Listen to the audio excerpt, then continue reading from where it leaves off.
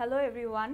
আজকের এই admission live ক্লাসে আমরা জুওলজির সবথেকে ইম্পর্টেন্ট চ্যাপ্টারগুলোর একটা নিয়ে আলোচনা করব, যেটা হচ্ছে রক্ত এবং সঞ্চালন।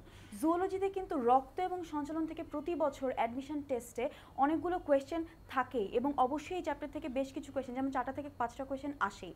2009-2010-এ কিন্তু এই চ্যাপ্টার থেকে 10টা কোয়েশ্চেনই এসেছিল মেডিকেল ভর্তি পরীক্ষায়, এবং শুধু মেডিকেল কেন, বিভিন্ন ইউনিভার্সিটি ভর্তি পরীক্ষায় যেখানে বায়োলজি কোয়েশ্চেনে থাকে সেখানে কিন্তু বায়োলজির এই চ্যাপ্টার থেকে অনেকগুলো কোয়েশ্চেন চলেই আসে। যার কারণে আমরা আর দেরি না করে আমরা কিন্তু চলে যাব এখন এই চ্যাপ্টারের কনসেপচুয়াল কথাবার্তায়। তো তোমরা দেখতে পাচ্ছ এখানে আমি লিখে রেখেছি যে কোন কোন টপিক নিয়ে আমরা আজকে আলোচনা করব, বা কোন কোন টপিকের যে ইম্পর্টেন্ট বিষয়গুলো আছে সেগুলো নিয়ে আমরা আলোচনা করব। সেটা হচ্ছে আরবিসি, ডব্লিউবিসি এবং প্লেটিলেট, যেগুলো প্রত্যেক বছরই কিন্তু আসে, এবং এইখান থেকে কিন্তু কোয়েশ্চেন আসার চান্স অনেক অনেক বেশি, কারণ এখানে তথ্য বা ইনফরমেশন কিন্তু অনেক বেশি থাকে। তারপরে রক্ততঞ্চন, আমরা রক্ততঞ্চনের যে ফ্যাক্টরগুলো আছে আমরা জানি, সেগুলো নিয়ে কিছু আলাপ আলোচনা করব। দেন কার্ডিয়াক চক্র বা কার্ডিয়াক সাইকেল, তারপর হচ্ছে কার্ডিয়াক চক্র নিয়ন্ত্রণ, আমরা জানি কার্ডিয়াক চক্র নিয়ন্ত্রণ দুইভাবে হতে পারে এবং আমরা সেটাও দেখব। এরপর হচ্ছে ব্লাড প্রেশার, সেটার আন্ডারে আমরা দেখব হচ্ছে ব্যারো রিসেপ্টর। আর আরও দুটো টপিক আমরা দেখব, যেটা হচ্ছে রক্ত সংবহন, 4 ধরনের রক্ত সংবহন কিন্তু থেকে থাকে, আমরা কিন্তু সেটাও দেখব। অ্যান্ড আরেকটা জিনিস আমরা দেখব, যেটা হচ্ছে হৃদরোগ নির্ণয়। হৃদরোগ নির্ণয় করবার জন্য আমরা জেনারেলি হসপিটালে গিয়ে বিভিন্ন টেস্ট করাই, সেই টেস্টগুলোর নাম কি কি হয় বা কোন ধরনের নির্ণয়ের জন্য কোন পদ্ধতিটা ব্যবহার করা হয়, সেই পদ্ধতির কয়েকটা পদ্ধতির নাম কিন্তু আমরা জানবো। তো আমরা চলে যাই আমাদের ফার্স্ট টপিকে, যেটা হচ্ছে আরবিসি, ডব্লিউবিসি অ্যান্ড প্লেটিলেট। তার আগে তোমাদের বলে দিই যে তোমরা যে বই ফলো করো না কেন, আজমল স্যারের বই কিংবা যে বই ফলো করো না কেন, একেবারে শুরুতে চ্যাপ্টারের একদম শুরুতে কিন্তু একটা ছকের মতন দেওয়া থাকে, যেই ছকে কিন্তু বলা থাকে রক্তের বিভিন্ন পার্ট কী কী থাকে রক্তের মধ্যে, এবং সেগুলো কত পার্সেন্টেজে থাকে, ওই জিনিসগুলো কিন্তু বলা থাকে, যার কারণে ওই জিনিসগুলো কিন্তু তোমাদের অবশ্যই অবশ্যই পড়তে হবে। তো আমরা ডব্লিউবিসি, আরবিসি এবং প্লেটলেট এগুলোর টপিকে আমরা চলে যাচ্ছি। এগুলোকে কি বলে বলো তো? রক্তকোষ। এখন এই যে আমরা রক্তকোষ পড়ব, তার আগে কিন্তু আমাদের বেসিক দুটো জিনিস, বা এই যে এই চ্যাপ্টার থেকে বা জুওলজির যে কোনো চ্যাপ্টার তুমি পড়ো না কেন, সেটার কী কী জিনিস তুমি মাথায় রাখবে। যেমন ধরো কোনো পরিমাণগত তথ্য যদি তোমাকে দেওয়া থাকে, যে সাপোজ এইটার কোয়ান্টিটি বা পরিমাণ এতটুকুন, বা যদি তোমাকে কোনো পিএইচের ভ্যালু দেওয়া থাকে, কোনো একটা তরল সেটার পিএইচের মান দেওয়া আছে, যেমন রক্তের পিএইচের মান আমরা জানি হচ্ছে 7.35 থেকে 7.45, অর্থাৎ যেহেতু পিএইচের ভ্যালুটা 7-এর থেকে খানিকটা বেশি, তাই আমরা বলতে পারি যে রক্ত হচ্ছে সামান্য পরিমাণ ক্ষারীয়। আবার রক্তের পরিমাণটা, এটাও কিন্তু ইম্পর্টেন্ট। শুধু রক্ত কেন, তোমরা যে কোনো চ্যাপ্টারই পড়ো না কেন, দেখবে যে ওখানে কোনো না কোনো কিছুর পরিমাণ দেওয়া আছে, সেই পরিমাণগুলো কিন্তু অনেক বেশি ইম্পর্ট্যান্ট। আমাদের হোল বডিতে 5 to 6 লিটার, 5 থেকে 6 লিটার রক্ত আমাদের পুরা বডিতে থাকে। তাহলে এই যে পরিমাণটা, পিএইচের মান, আরও কিছু জিনিস দেখবা এই চ্যাপ্টারের শুরুতে দেওয়া আছে, যেটা হচ্ছে আপেক্ষিক গুরুত্ব, তারপর টেম্পারেচার, এই জিনিসগুলো কিন্তু অনেক বেশি ইম্পর্টেন্ট, যার কারণে এগুলো কিন্তু প্রথমেই শুরুর দিকে একটু নোট করে রেখে কিংবা মাথায় রাখতে হয়। তো আমরা চলে যাচ্ছি আরবিসি নিয়ে আলোচনা করতে। এই 3 ধরনের রক্তকোষ যে আমাদের আছে, এই রক্তকোষগুলা পড়ার সময় কিন্তু আমরা অনেক ইনফরমেশন বা তথ্যই কিন্তু বুঝি না, সেগুলো একটু বুঝে পড়লে কিন্তু আমাদের মাথায় থাকবে, এবং সেগুলো আমাদের মেমোরাইজ করার অতটা দরকার নাও পড়তে পারে। যেমন ধরো আমরা যখন প্রথমেই আমরা দেখে নেব যে লোহিত রক্তকণিকা হোক, শ্বেত রক্তকণিকা হোক কিংবা অনুচক্রিকা হোক, এগুলো নিয়ে পড়ার সময় অনেক তথ্য দেওয়া থাকে যেগুলো হয়তো আমরা মাথায় রাখতে পারি না। তো আমরা এগুলোর সম্পর্কে কি কি পার্টিকুলার তথ্য মাথায় রাখতে গুরুত্ব দিব, সেটা আমরা এখন দেখব। প্রথমত, এই যে রক্তকোষগুলো থাকে, এগুলোর কিছু গড় আয়ু থাকে, এই গড় আয়ুগুলা আমাদের জানা প্রয়োজন। তারপরে যে তথ্যটাতে আমরা গুরুত্ব দিব সেটা হচ্ছে নিউক্লিয়াস, যে এদের মধ্যে নিউক্লিয়াস আছে নাকি নাই। এরপরে আমরা যে তথ্যটাতে গুরুত্ব দিব সেটা হচ্ছে যে এদের উৎপত্তি স্থল, যে এরা কোন জায়গা থেকে উৎপত্তি লাভ করেছে, কোনো না কোনো জায়গা থেকে তো অবশ্যই তারা তৈরি হয়েছে, রাইট। আর এরপরে আমরা যে জিনিসটাতে গুরুত্ব দিব সেটা হচ্ছে যে এদের পরিমাণ, যে রক্তে একটা নির্দিষ্ট পরিমাণ থাকবে, তাহলে এই পরিমাণটাতে আমরা কি করব বলো তো? গুরুত্ব দিব। এবং এরপরে যে জিনিসটাতে আমরা গুরুত্ব দিব সেটা হচ্ছে আধিক্য বা অভাব। আধিক্য বা অভাব জিনিসটা কি? এই যে রক্তকোষ, এদের একটা নির্দিষ্ট পরিমাণ যেহেতু আমাদের বডিতে থাকে, তাই এই পরিমাণে কোনো না কোনো কারণে, কোনো না কোনো অ্যাবনর্মাল রিজনে যদি দেখা যায় যে এদের পরিমাণটা আমাদের বডিতে বেড়ে গেছে, মানে যতটুকু থাকার কথা তার থেকে অনেক বেশি বেড়ে গেছে, কিংবা যতটুকু থাকার কথা তার থেকে কমে গেছে, তখন আমরা সেই সিচুয়েশনটার বা সেই অবস্থাটার একটা নাম দিই। তাহলে সেই পরিমাণগত, মানে পরিমাণটা কমলে বা বাড়লে আমরা বলি আধিক্য, হলে কি হয় আধিক্যের সিচুয়েশন, কমলে আমরা বলি অভাব। তাহলে এই যে আধিক্য বা অভাব হচ্ছে বা ডেফিসিয়েন্সি হচ্ছে, এগুলার যে স্টেটটা বা যে অবস্থাটা, সেই অবস্থাটাকে কি বলা হয়, সেই নামগুলো কি, বা কেন সেগুলো হচ্ছে, বা সেগুলো হলে কি হয়, সেটা আমরা দেখব। পরীক্ষা এখান থেকে কিন্তু মাঝে মধ্যে একটা দুটো কোয়েশ্চেন করে দিতেও পারে, উইচ ইজ ভেরি ইম্পর্টেন্ট। তাহলে আমরা প্রথমেই যেটা দেখব সেটা হচ্ছে আরবিসি। তাহলে তোমরা দেখে নিয়েছো যে কি কি পয়েন্ট নিয়ে আমরা আলোচনা করব, বা কি কি পয়েন্ট নিয়ে আমরা কথা বলবো আরবিসি, ডব্লিউবিসি এন্ড প্ল্যাটেলেটের ক্ষেত্রে। তোমরা কিন্তু চাইলে যদি তোমরা কোনো পার্ট মিস করে থাকো, তোমরা কিন্তু লাইভ ক্লাসের আগে গিয়েও তোমরা দেখতে পারবে যে আমি কোন কথাটা বলছি। তাহলে এখন আমরা প্রথম যে বিষয়টা নিয়ে আলোচনা করব সেটা হচ্ছে আরবিসি। তাহলে এই যে আরবিসি, আমরা জানি আরবিসি কি, লোহিত রক্তকণিকা। আমরা জানি আরবিসি এর আরেকটা নাম কি, এরিথ্রোসাইট। এখন খেয়াল করো, জুওলজির ক্ষেত্রে স্পেশালি তুমি যদি নামের অর্থগুলা বা নামের মিনিংগুলো জানো, তাহলে কিন্তু তুমি দেখতে পারবে যে তুমি সেটার অনেকগুলো ফাংশন বা অনেকগুলো কাজ কিন্তু তুমি জেনে গেছে। যেমন আরবিসি যে এরিথ্রোসাইট, এটার নামের অর্থ জানলে তুমি কিন্তু শুধু এরিথ্রোসাইট ওয়ার্ডটার মিনিং না, তুমি কিন্তু আরও অনেকগুলো ওয়ার্ডের মিনিং জানতে পারবে। যেমন এরিথ্রো এই শব্দটার অর্থ হলো লাল, সাইট এই শব্দটার অর্থ হলো কোষ। তাহলে এরিথ্রোসাইটকে আমরা কি বলতে পারি বলো তো? এরিথ্রোসাইটকে আমরা বলতে পারি লাল কোষ, যেটা আমরা জানি রেড ব্লাড সেল। এবং এরিথ্রোসাইটের আরেকটা নাম আছে হিমাটিড। কেন এরিথ্রোসাইটকে হিমাটিড বলা হয়? কারণ এই এরিথ্রোসাইট বা আরবিসির মধ্যে কি থাকে বলো তো? হিমোগ্লোবিন থাকে। তো তোমরা দেখতে পারবে এই যে আরবিসির মধ্যে কিন্তু তোমরা খেয়াল করবে অনেক কিছু থাকে, এবং আরবিসির মধ্যে রঞ্জক পদার্থ থাকে। যে রঞ্জক পদার্থটা আরবিসির মধ্যে থাকে সেটাকে আমরা বলি হিমোগ্লোবিন, সেটার নাম হচ্ছে হিমোগ্লোবিন। আরবিসির মধ্যে এই হিমোগ্লোবিনে কিন্তু থাকে হচ্ছে 33%, এবং হিমোগ্লোবিনের এবং বাকি হচ্ছে অন্যান্য জিনিস, বাকি পার্সেন্টেজ থাকে। এবং এই হিমোগ্লোবিনের মধ্যে কি কি অংশ থাকে বলো তো? হিম অংশ থাকে যেটা হচ্ছে রঞ্জক, আর গ্লোবিন অংশ থাকে যেটা হচ্ছে একটা প্রোটিন। তাহলে এই যে হিম, দেখা যায় এই হিমোগ্লোবিনের 5%ই থাকে হচ্ছে হিম, আর গ্লোবিন পুরো প্রোটিনটা হচ্ছে 95%। তাহলে এই যে পার্সেন্টেজগুলো, যে আরবিসি এর এত পার্সেন্ট হচ্ছে হিমোগ্লোবিন, এত পার্সেন্ট হিমোগ্লোবিনের হিম অংশ থাকে, আর হিমোগ্লোবিনের এত পার্সেন্ট গ্লোবিন, এই পার্সেন্টেজগুলো কিন্তু এই চ্যাপ্টারে অনেক বেশি ইম্পর্ট্যান্ট। এই পার্সেন্টেজগুলো কিন্তু প্রায় পরীক্ষায় দিয়ে থাকে। আর এই যে হিমের একটা বড় অংশ আমরা জানি কি বলতো? আয়রন, লৌহ। আর হিমে লৌহের পরিমাণ থাকে হচ্ছে 33.33%। তাহলে আমরা কি বলতে পারি বলো তো? এখান থেকে আমরা দেখলাম, এবং বাকি পার্সেন্টেজ হচ্ছে অন্যান্য পদার্থ থাকে যেগুলো আমরা লিখলাম না, এগুলো কারণ এগুলো হচ্ছে মেইন পার্সেন্টেজে। এখানে যে পার্সেন্টেজগুলো আমার মেইনলি মাথায় রাখতে হবে। তাহলে আরবিসি এর 33% আমি হিমোগ্লোবিন পাবো, এবং এই হিমোগ্লোবিনের দুইটা অংশ থাকে, একটা হচ্ছে হিম যেটা হচ্ছে রঞ্জক অংশ, আর হচ্ছে গ্লোবিন যেটা হচ্ছে প্রোটিনের অংশ। এই রঞ্জক অংশটা থাকে হচ্ছে 5%, আর গ্লোবিন যেটা সেটা থাকে হচ্ছে 95%। আর হিম যে একটা রঞ্জক, সেটার মেইন অংশ কিন্তু আয়রন, লৌহ, এবং এই লৌহটা হিমের মধ্যে থাকে হচ্ছে 33.33%। এই পার্সেন্টেজগুলো কিন্তু আরবিসি এর অনেক বেশি ইম্পর্ট্যান্ট। এখন এই হিমোগ্লোবিনটাকে আমি যদি কোয়ান্টিটিতে দেখাই, তাহলে আমি বলবো আরবিসি এর মধ্যে 29 পিকোগ্রাম হিমোগ্লোবিন, এইচবি দিয়ে লেখা হয়। এই আরবিসি এর মধ্যে 29 পিকোগ্রাম হিমোগ্লোবিন থাকে। এখন পিকোগ্রামটা কি তোমরা জেনেছো, যে পেটা, টেরা, গিগা, মেগা, কিলো, হেক্টর, ডেকা, এভাবে করে তোমরা পড়েছো না যে ইউনিটগুলো? তাহলে পিকোগ্রাম বলতে বোঝায় 1 পিকোগ্রাম হবে 10^12 গ্রামস।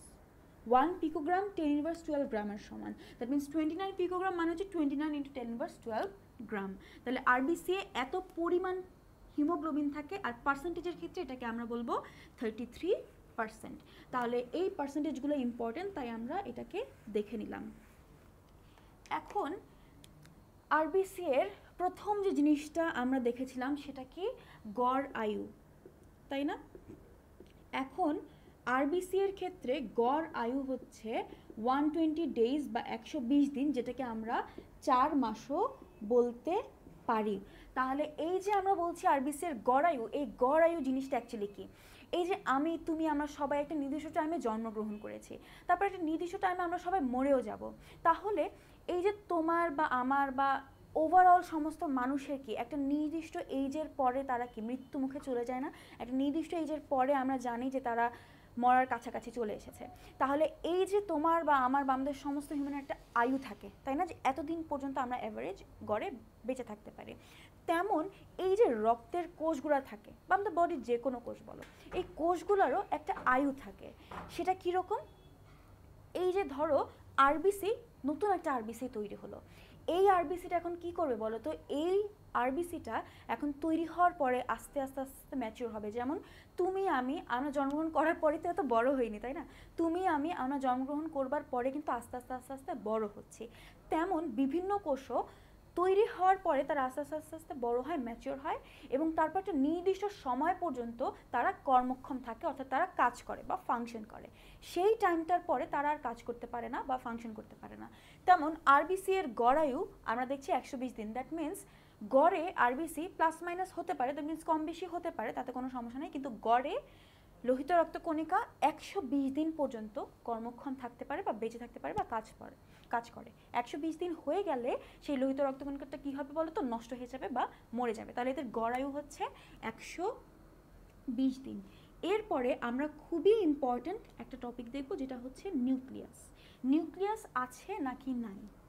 এই নিউক্লিয়াসের ক্ষেত্রে আমরা বলি পরিণত অবস্থায়, অর্থাৎ পরিণত আরবিসি এর ক্ষেত্রে নিউক্লিয়াস থাকে না।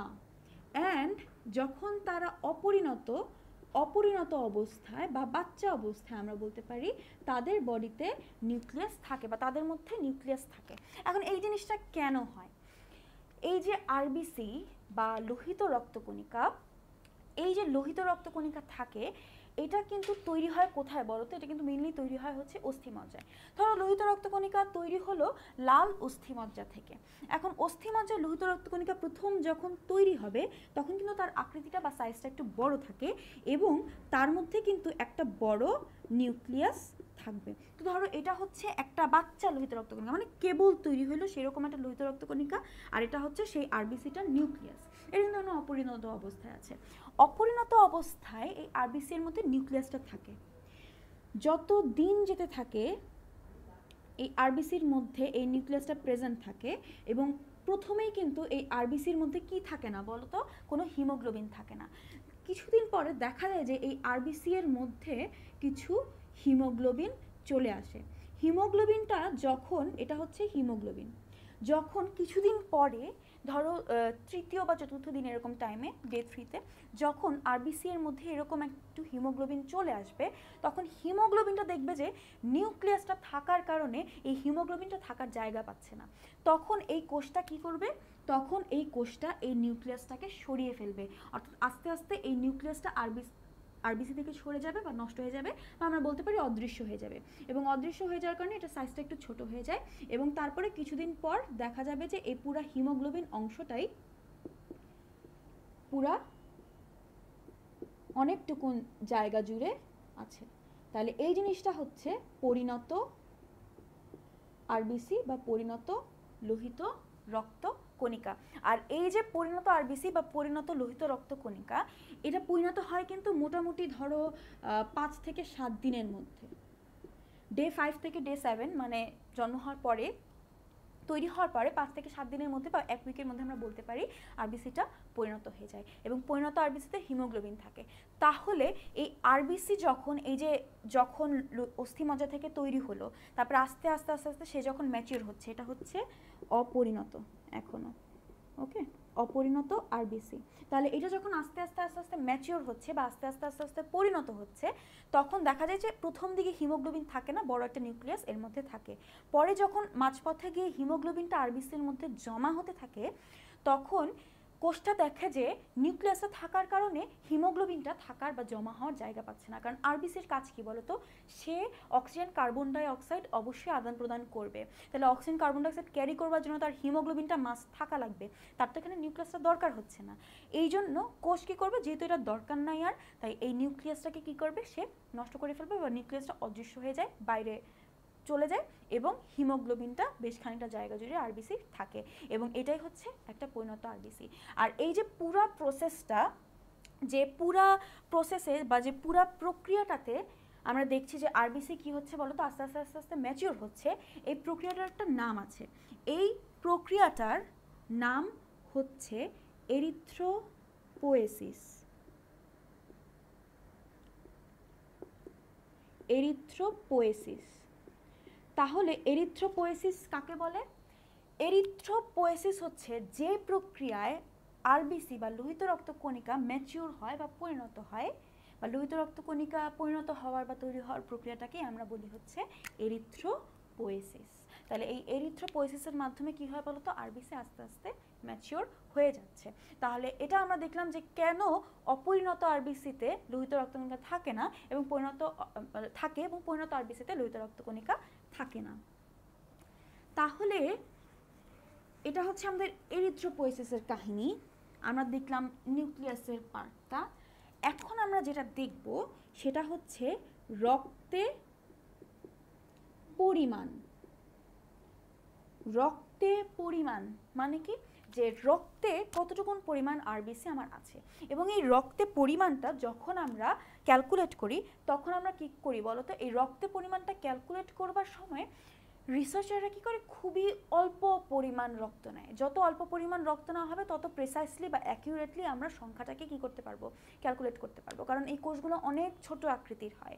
এই কারণে আমরা যদি অনেকখানি রক্ত নেই, তার মধ্যে যদি আমরা ক্যালকুলেট করতে যাই তখন দেখা যাবে যে সেটা আমাদের অ্যাকুরেট হবে না, বা অনেকখানি রক্তের মধ্যে ক্যালকুলেট করাটা অনেক সময় সাপেক্ষ ব্যাপার, বা সেটাও অনেক ঝামেলা হয়ে যাবে। এই জন্য রিসার্চাররা কী করেন, অল্প পরিমাণ রক্ত নেন, এবং সেই অল্প পরিমাণ রক্তের মধ্যে কতটুকুন আরবিসি আছে বা ডব্লিউবিসি আছে বা প্ল্যাটলেট আছে সেটা তারা চেক করেন।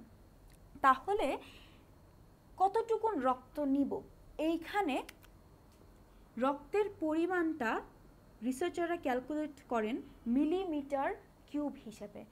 মিলিমিটার কিউব মানে হচ্ছে ঘন মিলিমিটার, এবং ঘন মিলিমিটার এক্স্যাক্টলি কতটুকুন, ঘন মিলিমিটার হচ্ছে 1 ফোঁটার থেকেও কম রক্ত, কম পরিমাণ রক্ত। তাহলে মিলিমিটার কিউব হবে 1 ফোঁটারও কম। ওকে, তাহলে 1 ফোঁটার থেকেও কম পরিমাণ রক্ত হচ্ছে এই মিলিমিটার কিউব। তাহলে এই যে আরবিসি বয়স ভেদে কিন্তু আমাদের বডিতে লোহিত রক্তকণিকার পরিমাণে আমরা তারতম্য দেখতে পাই। যেমন ভ্রূণ দেহ, যেটা ভ্রূণ দেহতে মানে যখন আমরা ভ্রূণাবস্থায় থাকি মায়ের বডিতে, তখন আমাদের বডিতে সবচেয়ে বেশি আরবিসি থাকে, যেটা হচ্ছে 80 থেকে 90 লাখ পার মিলিমিটার কিউব। দ্যাট মিনস প্রতি মিলিমিটার কিউব রক্তে, আমরা যখন ভ্রূণাবস্থায় থাকি আমাদের শরীরের প্রত্যেক মিলিমিটার কিউব রক্তে 80 থেকে 90 লাখ লোহিত রক্তকণিকা থাকে। যখন আমরা শিশু অবস্থায় থাকি, শিশু দেহে থাকে হচ্ছে 60 থেকে 70 লাখ প্রতি মিলিমিটার কিউব রক্তে। অর্থাৎ যখন আমরা শিশু দেহে আছি বা একটু বড় হচ্ছি তখন কিন্তু লোহিত রক্তকণিকার অ্যামাউন্টটা কমে আসছে। যখন আমরা প্রাপ্ত বয়স্ক হই, একজন পূর্ণবয়স্ক পুরুষের বডিতে কতটুকুন থাকবে সেটা হচ্ছে 50 লাখ পার মিলিমিটার কিউব। আর একজন পূর্ণবয়স্ক নারী, তার বডিতে থাকবে হচ্ছে 45 লাখ পার মিলিমিটার কিউব। তাহলে খেয়াল করো, পূর্ণবয়স্ক পুরুষে প্রত্যেক মিলিমিটার কিউব রক্তে, দ্যাট মিনস 1 ফোঁটারও কম রক্তে 50 লাখ আরবিসি থাকে, এবং পূর্ণবয়স্ক নারীতে 1 মিলিমিটার কিউব রক্তে 45 লাখ আরবিসি থাকে। এবং এই 3 ধরনের ব্লাড সেল বা রক্তকোষের মধ্যে কিন্তু আরবিসি এর অ্যামাউন্টটাই সবচেয়ে বেশি থাকে। এই কারণে রক্তের রং কী দেখায় বলতো? লাল দেখায়। কেন? কারণ আরবিসির মধ্যে কী থাকে বলতো? হিমোগ্লোবিন নামক রঞ্জক পদার্থ থাকে। আর যেহেতু আরবিসির সংখ্যা বেশি, দ্যাট মিনস হিমোগ্লোবিন বেশি, দ্যাট মিনস রক্তটা কী দেখাবে? লাল দেখাবে। তাহলে এটা হচ্ছে রক্তে পরিমাণটা, যেটা আমরা দেখে নিলাম। এখন আমরা যে জিনিসটা দেখব রক্তের পরিমাণের ক্ষেত্রে একটা জিনিস খেয়াল করো, এই যে নারীর বডিতে কম, পুরুষের বডিতে বেশি। আবার ধরো এমন হচ্ছে যে প্রেগনেন্সির টাইমে কিন্তু দেখা যায় যে একজন ফিমেলের বডিতে বা নারীর বডিতে কিন্তু এই আরবিসির সংখ্যাটা অনেক বেড়ে যায়। আবার এই ফিমেল বডিতে পুরুষের বডি থেকে কেন কম থাকে? জেনারেলি ফিমেলদের কি হয়, প্রত্যেক মাসে মেনস্ট্রুয়াল সাইকেল বা পিরিয়ডিক্যাল সাইকেল যেটা থাকে সেটা কিন্তু হয়। এই কারণেই কিন্তু দেখা যায় যে নারী বডিতে বা ফিমেল বডিতে মেল বডির থেকে তুলনামূলকভাবে খানিকটা কম আরবিসির পরিমাণ আরবিসি থাকে। এবং এই যে প্রেগনেন্সির টাইমে কেন আরবিসির সংখ্যাটা বেড়ে যায়? কারণ মায়ের বডিতে আরেকজন কি আছে? বাচ্চা আছে, তাই না? তাহলে এই যে বাচ্চা বা ভ্রূণ বা শিশু, তাকে কি করতে হবে? তাকে ব্লাড সাপ্লাই দিতে হবে, তাকে পুষ্টি দিতে হবে। এই কারণে ফিমেল বডিতে প্রেগনেন্সির টাইমে কি হয় বলতো? রক্তকোষ বা আরবিসির পরিমাণটা বেড়ে যায়। তাহলে আমরা রক্তের পরিমাণটা দেখে নিলাম। এখন আমরা যে জিনিসটা দেখব আরবিসির জন্য, সেটা হচ্ছে উৎপত্তি স্থল। ওকে, আচ্ছা, উৎপত্তি স্থল দেখব। তাহলে এখানে খেয়াল করো, এই যে উৎপত্তি স্থল মানে কি? উৎপত্তি স্থল মানে হচ্ছে কোনখান থেকে তারা তৈরি হচ্ছে, এটাই হচ্ছে উৎপত্তি স্থল। তাহলে এই যে আরবিসি, এটা তো তৈরি হওয়ার একটা জায়গা আছে, তাই না? কোনখান থেকে সে তৈরি হবে আমরা সেটা দেখব। বয়স ভেদে কিন্তু এই উৎপত্তি স্থলটা খানিক পরিবর্তন হয়। যেমন যখন আমরা ভ্রূণ অবস্থায় থাকি, ভ্রূণ অবস্থায় উৎপত্তি স্থলটা হয় হচ্ছে প্লিহা, যেটাকে ইংলিশে বলা হয় হচ্ছে স্প্লিন। তারপরে ভ্রূণ অবস্থায় আরও কিছু উৎপত্তি স্থল থাকে, যেমন থাইমাস আমাদের গ্রন্থি বুকের এখানে থাকে। আরও আছে, সেটা হচ্ছে কুসুমথলি। কুসুমথলির পরে আমরা যেটা দেখতে পারবো সেটা হচ্ছে যকৃত। তাহলে এই যে ভ্রূণ অবস্থায় কিন্তু এরিথ্রোসাইট বা আরবিসির উৎপত্তির কিছু জায়গা আছে, সেই জায়গাগুলো কিন্তু অনেক বেশি ইম্পর্টেন্ট। এগুলো কিন্তু কোয়েশ্চেনে অনেক বেশি আসে, যে ধরো আরবিসির উৎপত্তি স্থল নিচের কোনটি, এরপরে তোমাকে অপশন দিবে, বেশ কয়েকটা অপশন দিবে, তো তখন তোমার সেটা আনসার করতে হবে। কিংবা তোমাকে যদি এমন দেয় যে ভ্রূণাবস্থায় আরবিসি নিচের কোন অঙ্গ থেকে উৎপত্তি লাভ করে, তখন কিন্তু তোমার কিছু কিছু জিনিস এখানে পরিবর্তিত হবে। যেমন ভ্রূণাবস্থায় প্লিহা, থাইমাস, কুসুমথলি, যকৃত তার আছে উৎপত্তিস্থল হিসেবে। জন্মের পর থেকে 20 বছর বয়স পর্যন্ত তারা আরও কিছু ডিফারেন্ট জায়গা থেকে উৎপত্তি লাভ করে, যেটা হচ্ছে লাল অস্থিমজ্জার একটা কোষ আছে, যেটার নাম হচ্ছে হিমোসাইটোব্লাস্ট।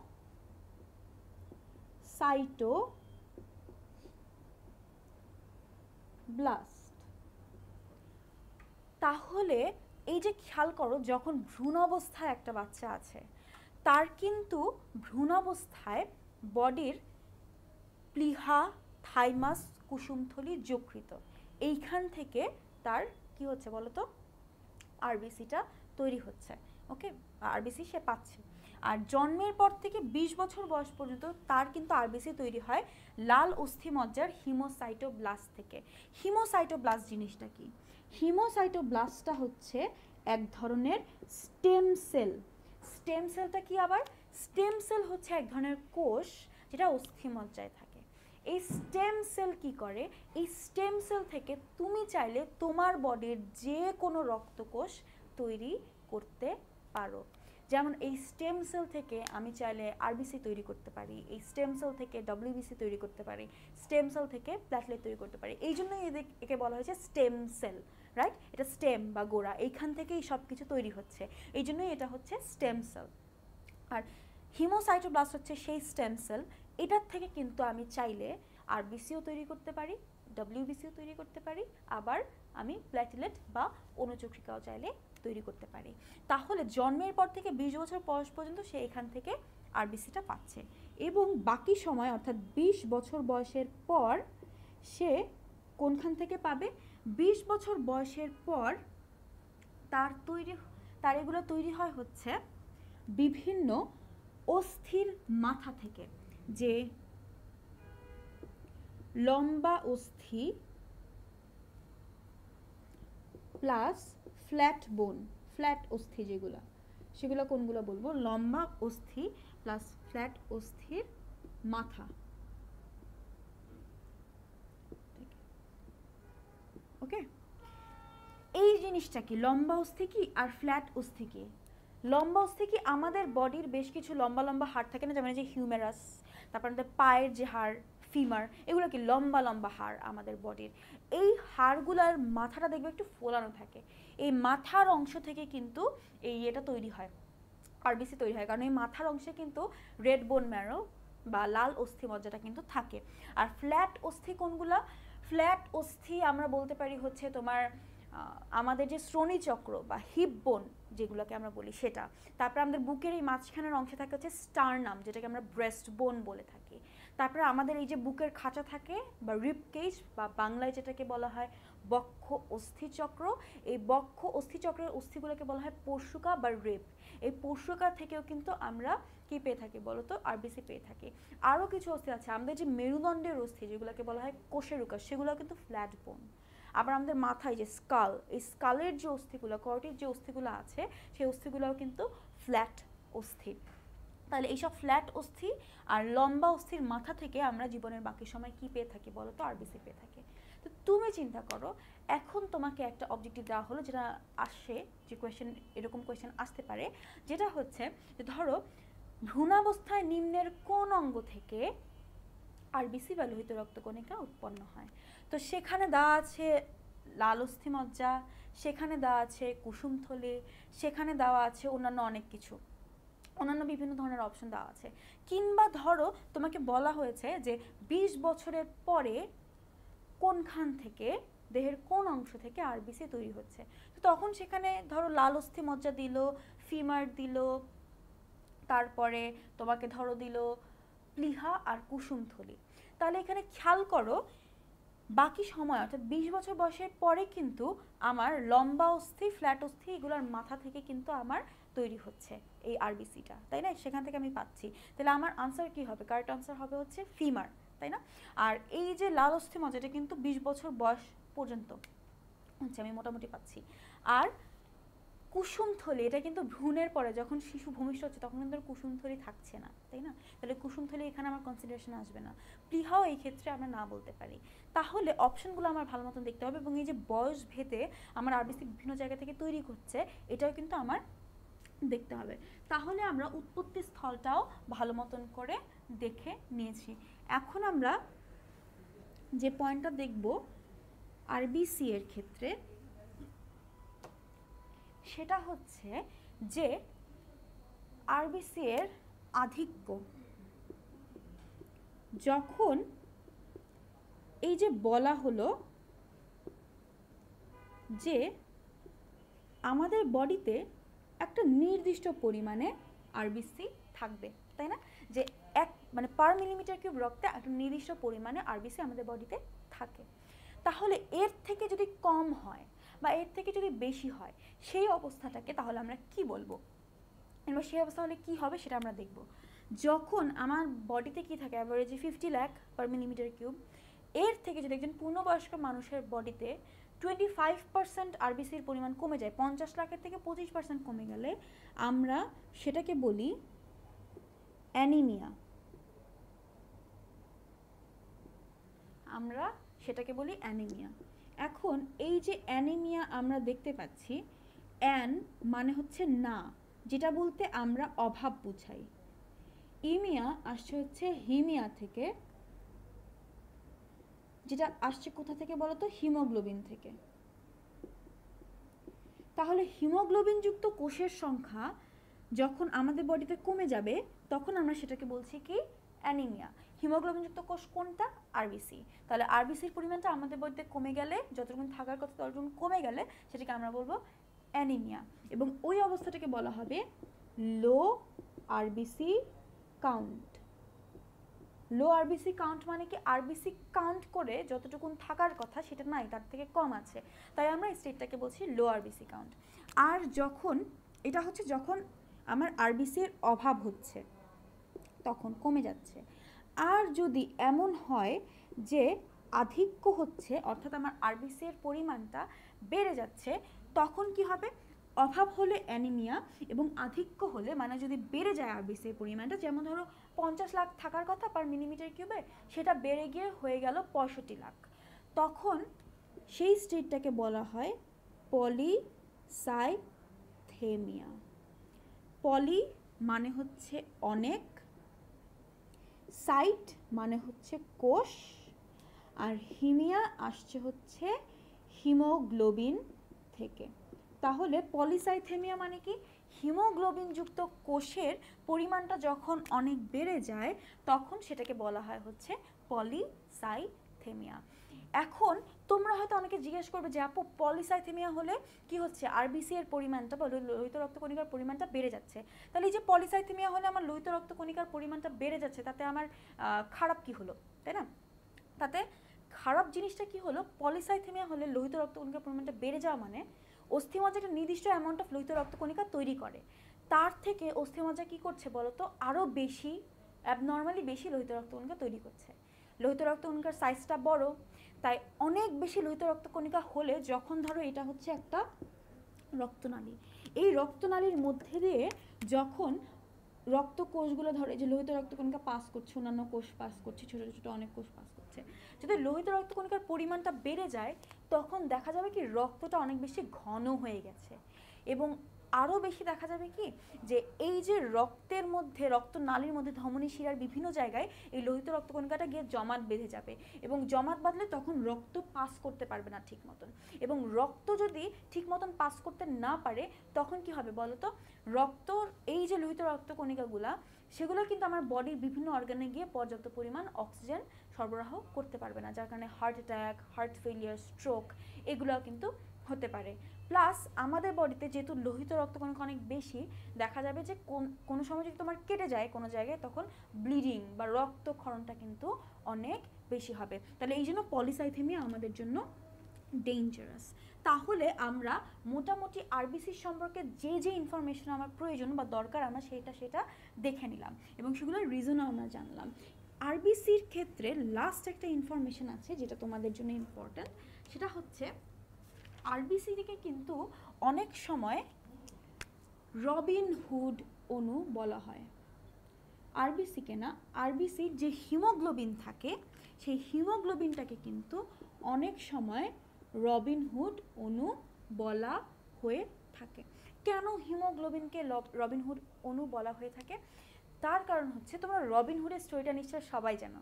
রবিন হুড কী করতো বলো তো?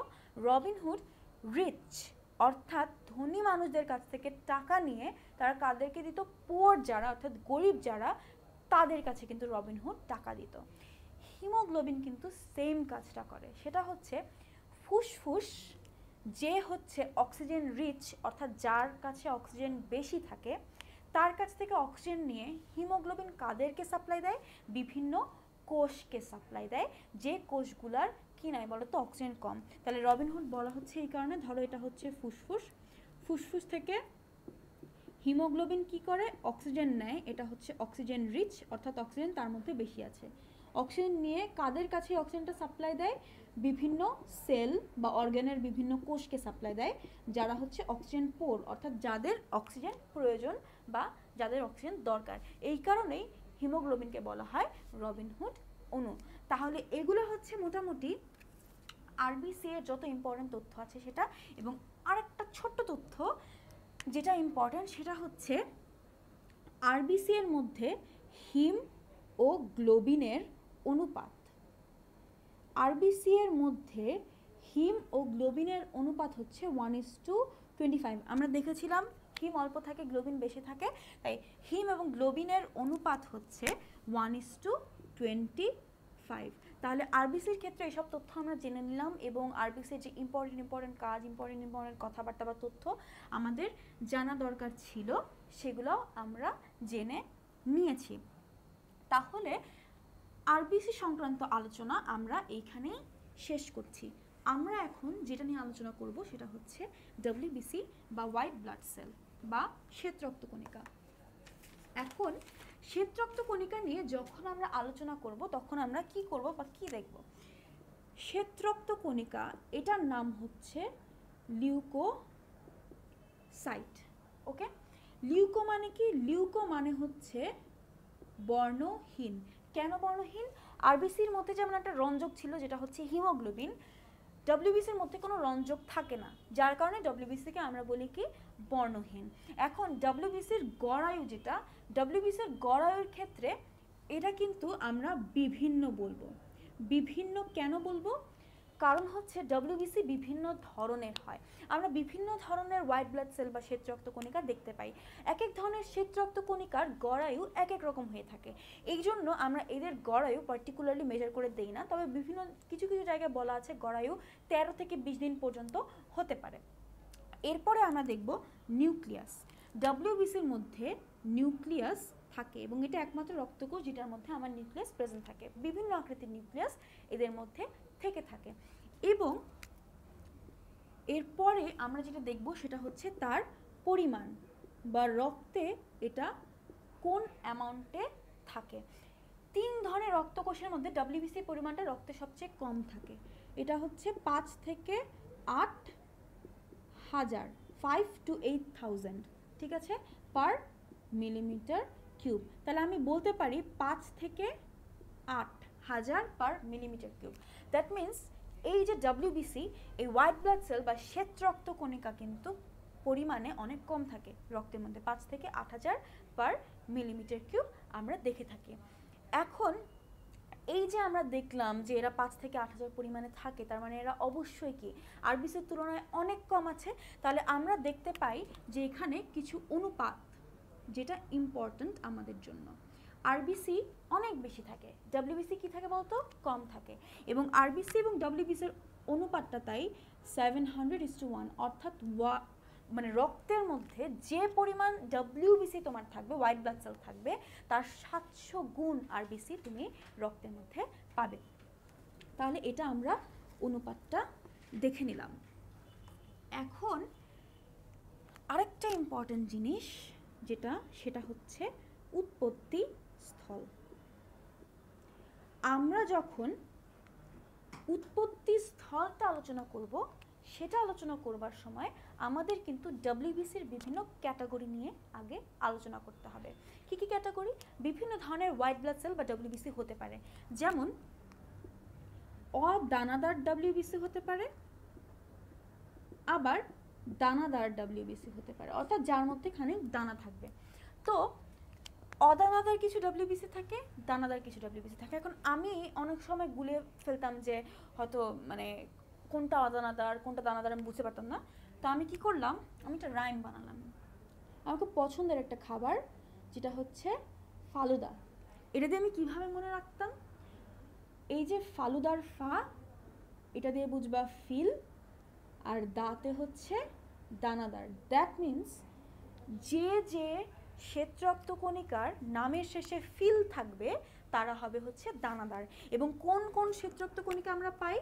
আমরা দানাদারের মধ্যে পাই হচ্ছে নিউট্রোফিল, তারপরে বেজোফিল, আর পাই হচ্ছে ইওসিনোফিল। তাহলে এই যে নিউট্রোফিল, বেসোফিল আর ইওসিনোফিল, এগুলো কি হয় বলো তো? এগুলো হয় হচ্ছে দানাদার। এটা কিন্তু আসে, অবজেক্টিভের সময় আসে। অ্যান্ড অদানাদারের মধ্যে আমরা কি কি পাই? অদানাদারের মধ্যে আমরা পাই হচ্ছে লিম্ফোসাইট আর মোনোসাইট। তাহলে যাদের নামের শেষে ফিল আছে তারা কি হবে? দানাদার। আর যাদের নামের শেষে ফিল নাই, সাইট আছে, তারা কি হবে? অদানাদার। তুমি জাস্ট একটা জানলেই বাকিগুলো তুমি জেনে যাবে। তাহলে এই যে নিউট্রোফিল, বেসোফিল, ইওসিনোফিল, এগুলার কিছু কাজ থাকে। যেমন এই যে নিউট্রোফিলটা আছে, এটা কি করে, এটা হচ্ছে ফ্যাগোসাইটোসিস প্রক্রিয়ায় জীবাণু ভক্ষণ করে। আবার বেজোফিলটা আছে, বেজোফিল কি করে, এক ধরনের প্রোটিন ক্ষরণ করে, যে প্রোটিনটার নাম হচ্ছে হেপারিন। আর এই হেপারিন প্রোটিনটা থাকার কারণে তুমি কখনো দেখেছো যে তোমার বডির মধ্যে ভিতরে ব্লিডিং হয়েছে এবং সেই ব্লিডিংটা জমাট বেঁধে গিয়েছে? এটা কি কখনো দেখেছো? নিশ্চয়ই দেখোনি। তার মানে আমাদের বডির ভিতরে বা রক্তনালীর ভিতরে যদি কখনো ব্লিডিং হয় বা রক্তক্ষরণ হয়, রক্তটা কিন্তু সেখানে জমাট বাঁধে না। কেন বাঁধে না? কারণ সেখানে হেপারিন নামে এক ধরনের প্রোটিন থাকে যেটা বেজোফিল ক্ষরণ করে। এবং হেপারিন কিন্তু মাস্ট কোষ নামক এক ধরনের কোষ থেকে কিন্তু এটা তৈরি হতে পারে, যেটা যকৃতে থাকে। তাহলে এই বেজোফিলটা কি করে, হেপারিন ক্ষরণ করে। এবং এই যে হেপারিন আছে, সেই হেপারিনটা কি করছে বলতো, সেই হেপারিনটা রক্তনালীর মধ্যে রক্তকে জমাট বাঁধতে দিচ্ছে না। আর ইওসিনোফিল যেটা করে, অ্যালার্জি বা কৃমির লার্ভা যেটা থাকে সেটাকে ধ্বংস করে। ওকে, অ্যালার্জি বা কৃমির লার্ভাকে সে কী করবে, ধ্বংস করবে। আরেক দিকে আমরা দেখতে পাচ্ছি লিম্ফোসাইট আর মনোসাইট। এই লিম্ফোসাইট আমরা পাবো দুই ধরনের, একটা হচ্ছে টি লিম্ফোসাইট, আরেকটা হচ্ছে বি লিম্ফোসাইট। এই যে লিম্ফোসাইট বলা হয়েছে, এটার সাথে আমরা লিম্ফ বা লসিকার অনেক ক্লোজ একটা রিলেশন পাই। কেন? কারণ এগুলো মেইনলি কাজ করে হচ্ছে লসিকা গ্রন্থিতে, এই জন্য এগুলোকে বলা হয় লিম্ফোসাইট। তাহলে এই যে টি লিম্ফোসাইট, এই টি লিম্ফোসাইটের টি নামটা কেন এসেছে? কারণ টি লিম্ফোসাইট তৈরি হয় হচ্ছে থাইমাসে। আর বি লিম্ফোসাইটের নাম কেন বি? এটা যদিও তৈরি হয় বোন ম্যারোতে বা অস্থিমজ্জায়, কিন্তু বি লিম্ফোসাইট নাম হওয়ার কারণে পিছনে একটা কারণ আছে। সেটা হচ্ছে এই বি নামটা এসেছে বার্সা থেকে। বি নামটা এসেছে বার্সা থেকে। বি নামটা এসেছে বার্সা অফ ফ্যাব্রিকাস নামক একটা অংশ থেকে। Bursa of Fabricius. তাহলে এই যে বার্সা অফ ফ্যাব্রিকাস, এই বার্সা অফ ফ্যাব্রিকাসটা আবার কি?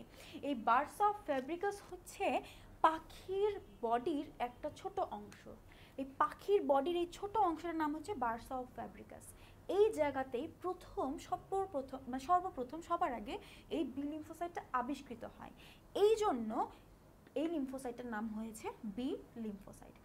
এখন এই যে বি লিম্ফোসাইট আরেকটা কাজ করে, সেটা হচ্ছে এই বি লিম্ফোসাইটটা অ্যান্টিবডি তৈরি করে।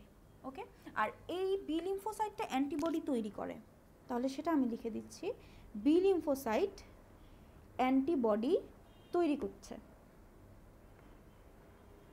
আর যে টি লিম্ফোসাইট থাকে, সেই টি লিম্ফোসাইট কী করে? সেই টি লিম্ফোসাইট যেটা করে সেটা হচ্ছে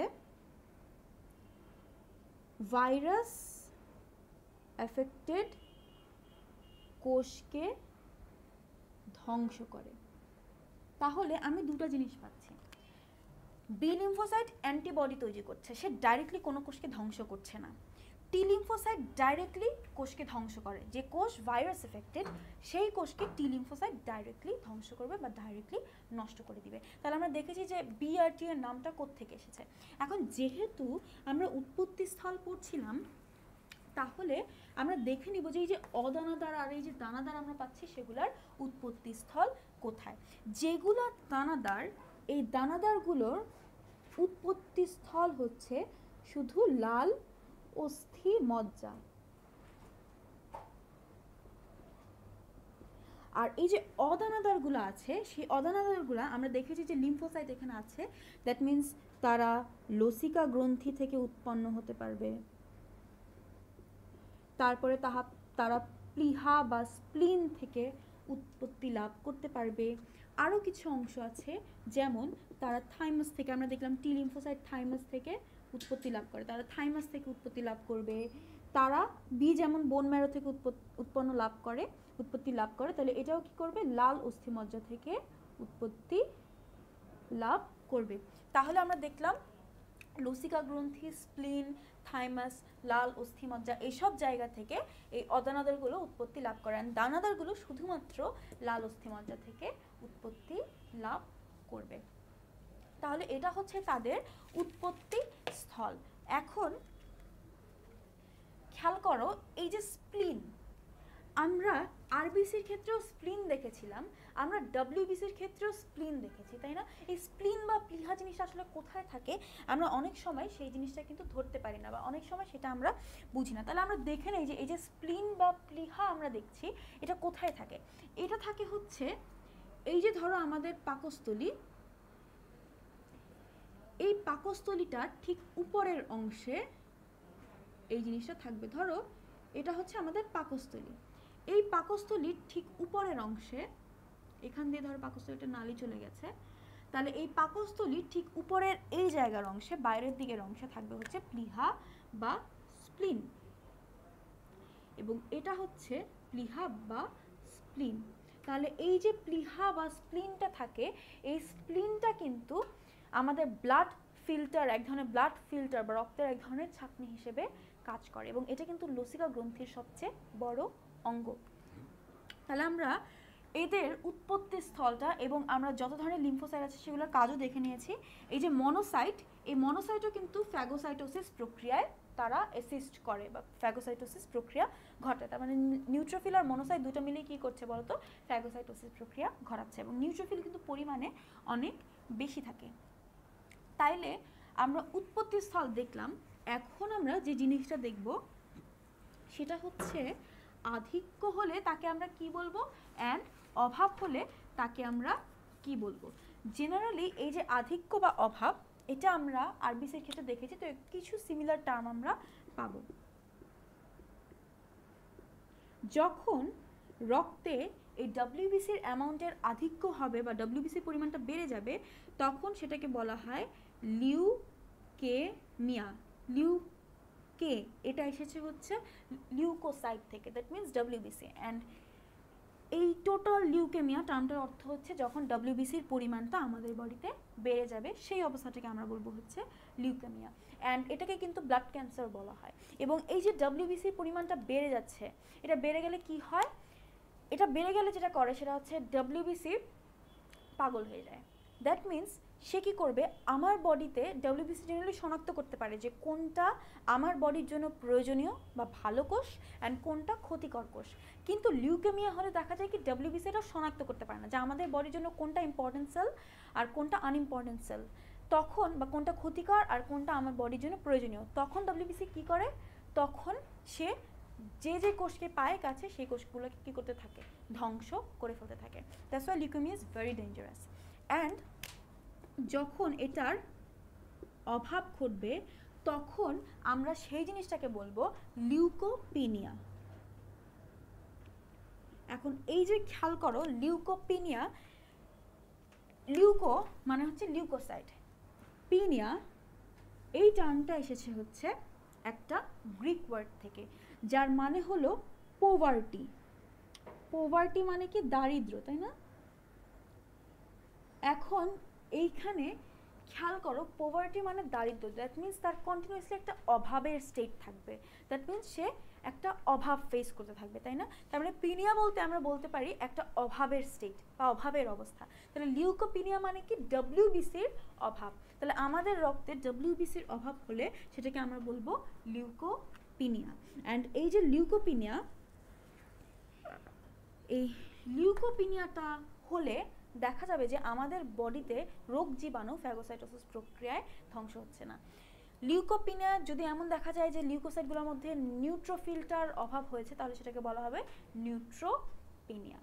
তাহলে এইটা আমরা দেখলাম যে লিউকোসাইটের আধিক্য হলে তাকে কি বলে, এবং লিউকোসাইটের অভাব হলে বা ডব্লিউবিসির অভাব হলে তখন তাকে কি বলে। আমরা রেশিওটাও দেখে নিয়েছি মোটামুটি, তাহলে এটা আমরা মুছে দিচ্ছি। এখন ডব্লিউবিসি সংক্রান্ত, ডব্লিউবিসির কোনটাকে কি বলে, কোনটা কোনখান থেকে তৈরি হয়েছে আমরা সেটা দেখে নিয়েছি। আমরা এখন যে জিনিসটা দেখব সেটা হচ্ছে প্ল্যাটিলেট, এবং প্ল্যাটিলেট দেখার সাথে সাথে আমরা কিন্তু চলে যাব হচ্ছে রক্ততঞ্চনে। তাহলে প্ল্যাটিলেট কি, প্ল্যাটিলেট হচ্ছে অণুচক্রিকা।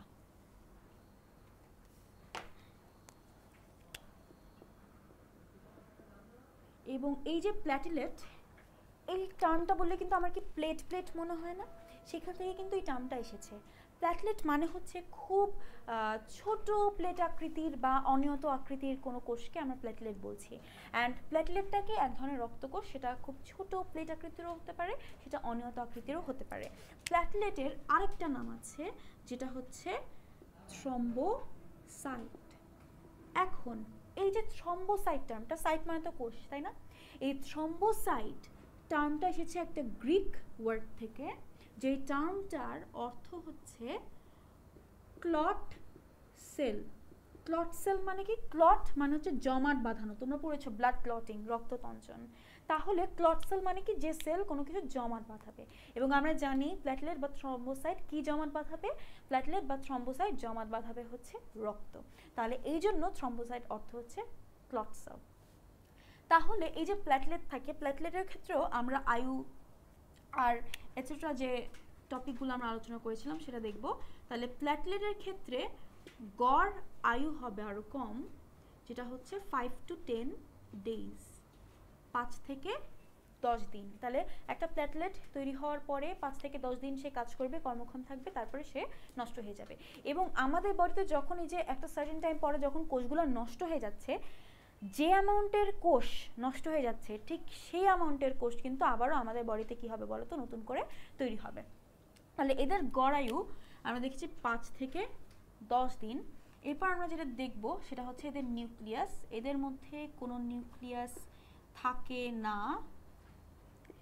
এবং আমরা যেটা দেখব সেটা হচ্ছে এদের পরিমাণ। আচ্ছা, পরিমাণ কি? পরিমাণ হচ্ছে 2.5 থেকে 5 লাখ পার মিলিমিটার কিউব। প্রত্যেক মিলিমিটার কিউব রক্তে 2.5 থেকে 5 লাখ প্ল্যাটলেট থাকবে। এবং এই সংখ্যা কিন্তু অসুস্থ হলে বেড়ে যেতে পারে। কিন্তু দেখা যায় যে এই যে প্ল্যাটলেটের সংখ্যাটা, এই প্ল্যাটলেটের সংখ্যাটার অভাবও কিন্তু আমরা অনেক সময় লক্ষ্য করতে পারি। তাহলে এই যে প্ল্যাটলেটের সংখ্যা সেটা বাড়বে কখন? অসুস্থ হয়ে গেলে। বিভিন্ন স্টেটে আমরা দেখব যখন আমাদের বোন ম্যারো ডিসঅর্ডার হবে, অর্থাৎ যখন আমার অস্থিমজ্জা সে ম্যালফাংশন করবে, ঠিক মতন কাজ করছে না, তখন যতটুকুন প্ল্যাটলেট বা অনুচক্রিকা তৈরি হওয়ার কথা তার থেকে অনেক বেশি পরিমাণে তৈরি হবে। তখন এই প্ল্যাটলেটের আধিক্য দেখা যায়। এবং প্ল্যাটলেটের আধিক্য হলে সেটাকে কিন্তু আমরা একটা পার্টিকুলার নামে ডাকি। সেটাকে আমরা বলি থ্রম্বোসাইটোসিস। থ্রম্বোসাইটোসিস বা এটার আরেকটা নাম আছে থ্রম্বোসাইথেমিয়া। থ্রম্বোসাইথেমিয়া। তাহলে আমরা দেখেছিলাম যখন আমরা আরবিসি এর পরিমাণ বেশি পেয়েছি সেটা কি বলে? পলিসাইথেমিয়া। থ্রম্বোসাইটের পরিমাণ বেশি হলে সেটা কি বলে? থ্রম্বোসাইথেমিয়া। তার মানে নামের মধ্যে আমরা কি পেয়ে গেলাম? মিল পেয়ে গেলাম।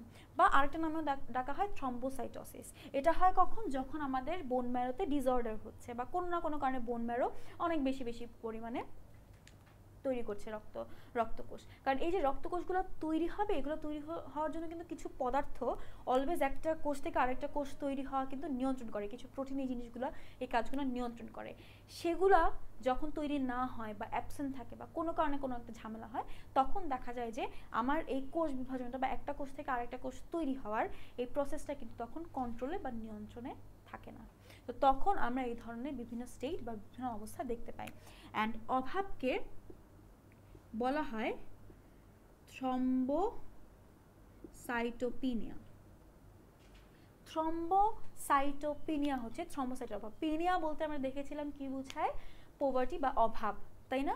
আর থ্রম্বোসাইটোপিনিয়া মানে হচ্ছে থ্রম্বোসাইটের পরিমাণটা যখন রক্তে কমে যায় সেটাকে থ্রম্বোসাইটোপিনিয়া বলা হয়। এবং এটা হয় কখন? এটা হয় হচ্ছে যখন মেইনলি ভাইরাল ইনফেকশন হইলে এই জিনিসটা দেখা যায়। এখন এই যে ভাইরাল ইনফেকশন কেমন? ডেঙ্গু যখন হয়, ডেঙ্গু হলে কিন্তু ফ্ল্যাভিভাইরাস কী করে? এই থ্রম্বোসাইটগুলোকে নষ্ট করে ফেলতে থাকে এবং থ্রম্বোসাইটগুলো নষ্ট হয়ে যেতে থাকে, যার কারণে দেখা যায় তখন থ্রম্বোসাইটের কাউন্ট যেখানে নর্মালি প্রত্যেক মিলিমিটার কিউব রক্তে 2.5 থেকে 5 লাখ থাকার কথা, যখন ডেঙ্গু ভাইরাস মানে ফ্ল্যাভিভাইরাস দিয়ে যখন আমরা অ্যাট্যাক্ট হব, ডেঙ্গু হলে দেখা যায় যে এই কাউন্টটা 5 লাখ থেকে 50,000-এ নেমে আসে। মানে তখন আমাদের রক্তের প্রত্যেক মিলিমিটার কিউব রক্তে 5 লাখের পরিবর্তে 50,000 বা তার থেকেও কম দেখা যায় ইয়ে থাকে, প্ল্যাটলেট থাকে বা অনুচক্রিকা থাকে, তাহলে এটা অবশ্যই একটা খুব সিরিয়াস ইস্যু বা ব্যাপার। তাহলে এটাও আমরা দেখলাম যে পরিমাণটা এবং আধিক্য এবং অভাবের পোর্শনটাও আমরা দেখে ফেলেছি। এখন আমরা যে জিনিসটা দেখব সেটা হচ্ছে উৎপত্তি স্থল। উৎপত্তি স্থল আমরা যেরকম দেখেছিলাম যে উৎপত্তি স্থলের ব্যাপারে আমরা দেখেছিলাম যে হিমোসাইটোপ্লাস্ট থেকে কি তৈরি হচ্ছে, আরবিসি তৈরি হয়েছে।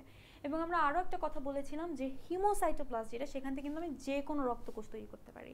দ্যাট মিনস হিমোসাইটোপ্লাস্ট থেকে আমি প্ল্যাটলেটও তৈরি করতে পারবো। আর হিমোসাইটোপ্লাস্ট এক ধরনের কোষে পরিণত হয় যেটাকে বলা হয় মেগা ক্যারিওসাইট। এই মেগা ক্যারিওসাইট থেকে কিন্তু প্ল্যাটলেট তৈরি হয়। এই মেগা ক্যারিওসাইটটা থাকে লাল অস্থিমজ্জায়। হিমোসাইটোব্লাস্টে লাল অস্থিমজ্জায় থাকে, তাই হিমোসাইটোব্লাস্ট থেকে এই যে কোষগুলো তৈরি হচ্ছে এগুলোও লাল অস্থিমজ্জায় থাকবে। মেগা ক্যারিওসাইটটা হিমোসাইটোব্লাস্ট থেকে তৈরি হয় এবং এখান থেকেই তারপর আস্তে আস্তে প্ল্যাটলেট তৈরি হয়। তাহলে প্ল্যাটলেটের উৎপত্তি স্থল আমরা দেখে নিয়েছি। প্ল্যাটলেটের ক্ষেত্রে দুইটা ছোট ছোট জিনিস মাথায় রাখতে হবে। দুইটা ছোট জিনিস সম্পর্কে আমরা অনেক সময় গুলাই ফেলি। সেটা হচ্ছে এটার মধ্যে, এটা হচ্ছে দুইটা ইম্পর্টেন্ট পয়েন্ট। প্রথম পয়েন্ট, তোমাদের বইয়ে দেওয়া আছে এটার মধ্যে এক ধরনের কেমিক্যাল থাকে। তো এই যে এটার মধ্যে যে কেমিক্যালটা থাকে সেটাকে বলা হয় হচ্ছে সেফালিন। আর এই অনুচক্রিকা এক ধরনের কেমিক্যাল তৈরি করে বা রাসায়নিক পদার্থ তৈরি করে, সেই তৈরি করে হচ্ছে সেরাটোনিন। তাহলে এটার মধ্যে থাকে সেফালিন আর এটা তৈরি করে সেরাটোনিন। দ্যাট মিনস অনুচক্রিকার মধ্যে সেফালিন নামক রাসায়নিক পদার্থ থাকে এবং অনুচক্রিকা তৈরি করে বা ক্ষরণ করে হচ্ছে সেরোটোনিন। এবং এই সেরোটোনিনটা জেনারেলি কি করে, সেরোটোনিনটা হচ্ছে আমাদের বডির কোনো অংশ যদি কেটে যায় তাহলে সেই রক্তক্ষরণ বা ব্লিডিংটা কন্ট্রোল করতে এই সেরোটোনিনটা ইউজড হয়। তাহলে প্ল্যাটলেটের বেসিক যা যা জিনিস দরকার আছে আমরা সেটা দেখলাম এবং এখন আমরা চলে যাব প্ল্যাটলেটের সবচেয়ে ইম্পর্টেন্ট কাজ যেটা হচ্ছে রক্ততঞ্চন। আমরা সেই রক্ততঞ্চনে চলে যাব। তাহলে আমাদের এই যে পোর্শনটা এতক্ষণ ধরে দেখালাম, এই পোর্শন থেকে কিন্তু অনেক অনেক অনেক অনেক অবজেক্টিভ দেওয়ার চান্স থাকে এবং এই পোর্শন থেকে ডব্লিউবিসি, আরবিসি, প্লেটলেট এগুলো থেকে অনেক বেশি অবজেক্টিভ চলে আসে। তাহলে রক্ততঞ্চনের টপিকটাতে আমরা চলে যাব। রক্ততঞ্চন মানে কি, রক্ত জমাট বাঁধবে, তাই না? তাহলে এই যে রক্ততঞ্চন, এখানে আমরা জানি কি থাকে বলতো, এখানে 13টা ফ্যাক্টর থাকে। এখন তোমরা অনেকে হয়তো জিজ্ঞেস করবে ফ্যাক্টর জিনিসটা কি আপু? ফ্যাক্টর হচ্ছে ধরো কোনো রাসায়নিক বিক্রিয়া হচ্ছে বা ধরো কোনো বায়োকেমিক্যাল মানে জৈব রাসায়নিক বিক্রিয়া হচ্ছে বা কোনো বায়োলজিক্যাল পদ্ধতি বা প্রসেস হচ্ছে, সেই সময় দেখা যাবে যে এইসব প্রসেসে বা এইসব বিক্রিয়ার সময় কিছু সাবস্টেন্স বা কিছু পদার্থ এইসব প্রক্রিয়া ঘটাতে হেল্প করবে বা এইসব প্রক্রিয়ায় পার্টিসিপেট করবে। তাহলে কোনো একটা মানে জৈব রাসায়নিক প্রক্রিয়ায় বা জৈব রাসায়নিক বা আমি বায়োলজিক্যাল প্রসেস বলতে পারি, সেই জায়গায় যে যে সাবস্টেন্স বা যে যে পদার্থ পার্টিসিপেট করে সেগুলোকে আমরা বলি ফ্যাক্টর। জেনারেলি এনজাইম, প্রোটিন এগুলো অনেক বেশি পার্টিসিপেট করে। তাহলে আমরা রক্ততঞ্চনের জন্য এরকম 13টা ফ্যাক্টর দেখব, যে 13টা সাবস্টেন্স রক্ততঞ্চন অর্থাৎ রক্তটা জমাট বাঁধতে হেল্প করবে। তো সেই 13টা ফ্যাক্টর কি কি, সেই 13টা ফ্যাক্টর মনে রাখার জন্য আমরা একটা রাইম ইউজ করতে পারি। সেটা কোন ধরনের রাইম, আমি সেই রাইমটা লিখে দিচ্ছি। Foolish people try climbing long slopes after Christmas. After Christmas.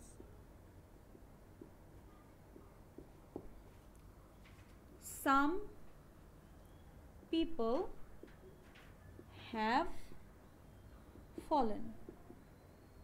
তাহলে এখানে আমরা কি দেখলাম, foolish people try climbing long slopes after Christmas.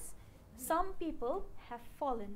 এটার মানে কি, এটার অর্থ হচ্ছে যে যখন ক্রিসমাস হয় বিভিন্ন কান্ট্রিতে স্নো পড়ে না, এবং স্নো পড়ে কি হয় যে অনেক বড় বড় টিলার মতন বা পাহাড়ের মতন পাহাড়ের গায়ে স্নো পড়ে। তো তখন এরকম স্নো জমা হয়ে গেলে ক্রিসমাসের পরে কি করে মানুষজন গিয়ে সেখানে সেই স্লোপগুলা বা সেই টিলার মতন পাহাড়গুলা তারা কি করতে চায়, সেটাতে চড়তে চায়, ক্লাইম্ব করতে চায়, এবং সেখানে ক্লাইম্ব করতে গিয়ে দেখা যায় যে অনেকেই পড়ে যায়।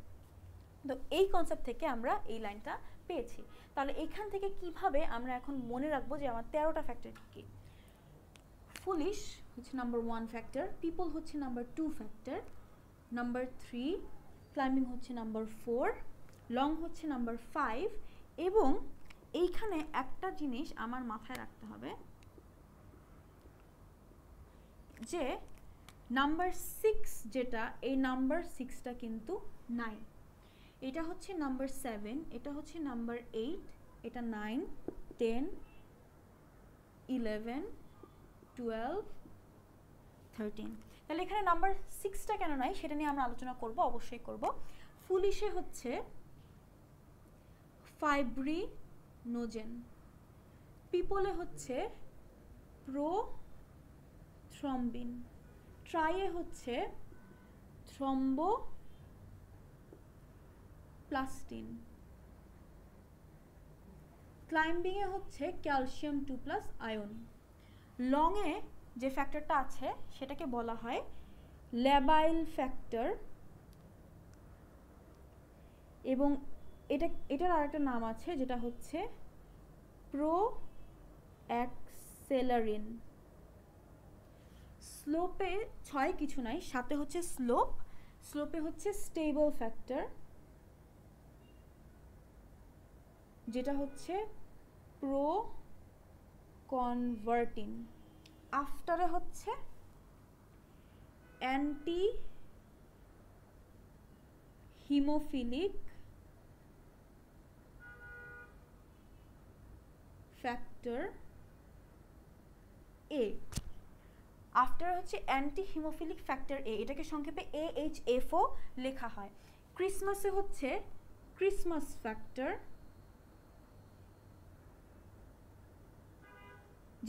যেটা হচ্ছে অ্যান্টি হিমোফিলিক ফ্যাক্টর বি, সংক্ষেপে HF লেখা হয়। সাম, এই সামে হচ্ছে স্টুয়ার্ট প্রোয়ার ফ্যাক্টর, পিপলে হচ্ছে প্লাজমা থ্রম্বোপ্লাস্টিন অ্যান্টিসিডেন্ট, যেটা হচ্ছে অ্যান্টি হিমোফিলিক ফ্যাক্টর সি। হ্যাভে হচ্ছে হেগম্যান ফ্যাক্টর, আর ফলেন, এই ফলেনে হচ্ছে, এই ফলেনটাতে হবে হচ্ছে ফাইব্রিন স্টেবিলাইজিং ফ্যাক্টর। তাহলে আমরা দেখলাম যে 13টা ফ্যাক্টর আমাদের এখানে আছে। তাহলে এই ফ্যাক্টরগুলোর নাম আমরা মনে রাখতে পারি। ফুলিশে হচ্ছে ফাইব্রিনোজেন, পিপলে হচ্ছে প্রোথ্রম্বিন, ট্রাইয়ে হচ্ছে থ্রম্বোপ্লাস্টিন 3 নাম্বার, ক্লাইম্বিংয়ে হচ্ছে ক্যালসিয়াম 2+ আয়ন 4 নাম্বার, তারপরে লংয়ে হচ্ছে ল্যাবাইল ফ্যাক্টর যেটার আরেকটা নাম হচ্ছে প্রোঅ্যাক্সেলারিন, তারপর স্লোপে হচ্ছে স্টেবল ফ্যাক্টর বলা হয় যেটার আরেকটা নাম হচ্ছে প্রোকনভার্টিন, তারপরে আফটারে হচ্ছে অ্যান্টি হিমোফিলিক ফ্যাক্টর এ বলা হয়, এটাকে আমরা সংক্ষেপে AHFO লিখতে পারি। ক্রিসমাস, এটা হচ্ছে 10 নম্বর ফ্যাক্টর যেটাকে বলা হয় ক্রিসমাস ফ্যাক্টর, যেটা হচ্ছে অ্যান্টি হিমোফিলিক ফ্যাক্টর বি। সাম, এটা হচ্ছে 10 নম্বর ফ্যাক্টর যেটা হচ্ছে স্টুয়ার্ট প্রোর ফ্যাক্টর। 11 নম্বর হচ্ছে পিপলে plasma thromboplastin antecedent anti haemophilic factor C বলা হয় যেটাকে। তারপরে 12 নম্বর হচ্ছে, এটা হচ্ছে 11 নম্বর, 12 নম্বর হচ্ছে হেগম্যান ফ্যাক্টর হ্যাভে, আর 13 নম্বর হচ্ছে ফলেনে ফাইব্রিন স্টেবিলাইজিং ফ্যাক্টর। তাহলে এখানে খেয়াল করো এই ফ্যাক্টরগুলো আমরা দেখলাম, নামগুলো মনে রাখা একটু কঠিন, কিন্তু তুমি যদি 3-4 বার বা 5 বার তুমি যদি এটা বললেই নামগুলো কিন্তু মাথায় থাকবে, যদিও নামগুলো একটু বড় বড়। আমারও শুরুতে একটু কষ্ট হয়েছিল, কিন্তু তারপর এটা 3-4 বার বললে এই জিনিসটা কিন্তু মাথায় থাকে। এইখানে 6 নম্বর ফ্যাক্টরটা কেন নাই আমরা সেটা এখন একটু দেখব। তো এই যে 6 নম্বর ফ্যাক্টরটা আমাদের থাকে না, এই 6 নম্বর ফ্যাক্টরে কি হবে? এই 6 নম্বর ফ্যাক্টরে একটা ফ্যাক্টর কিন্তু আগে থেকে ছিল।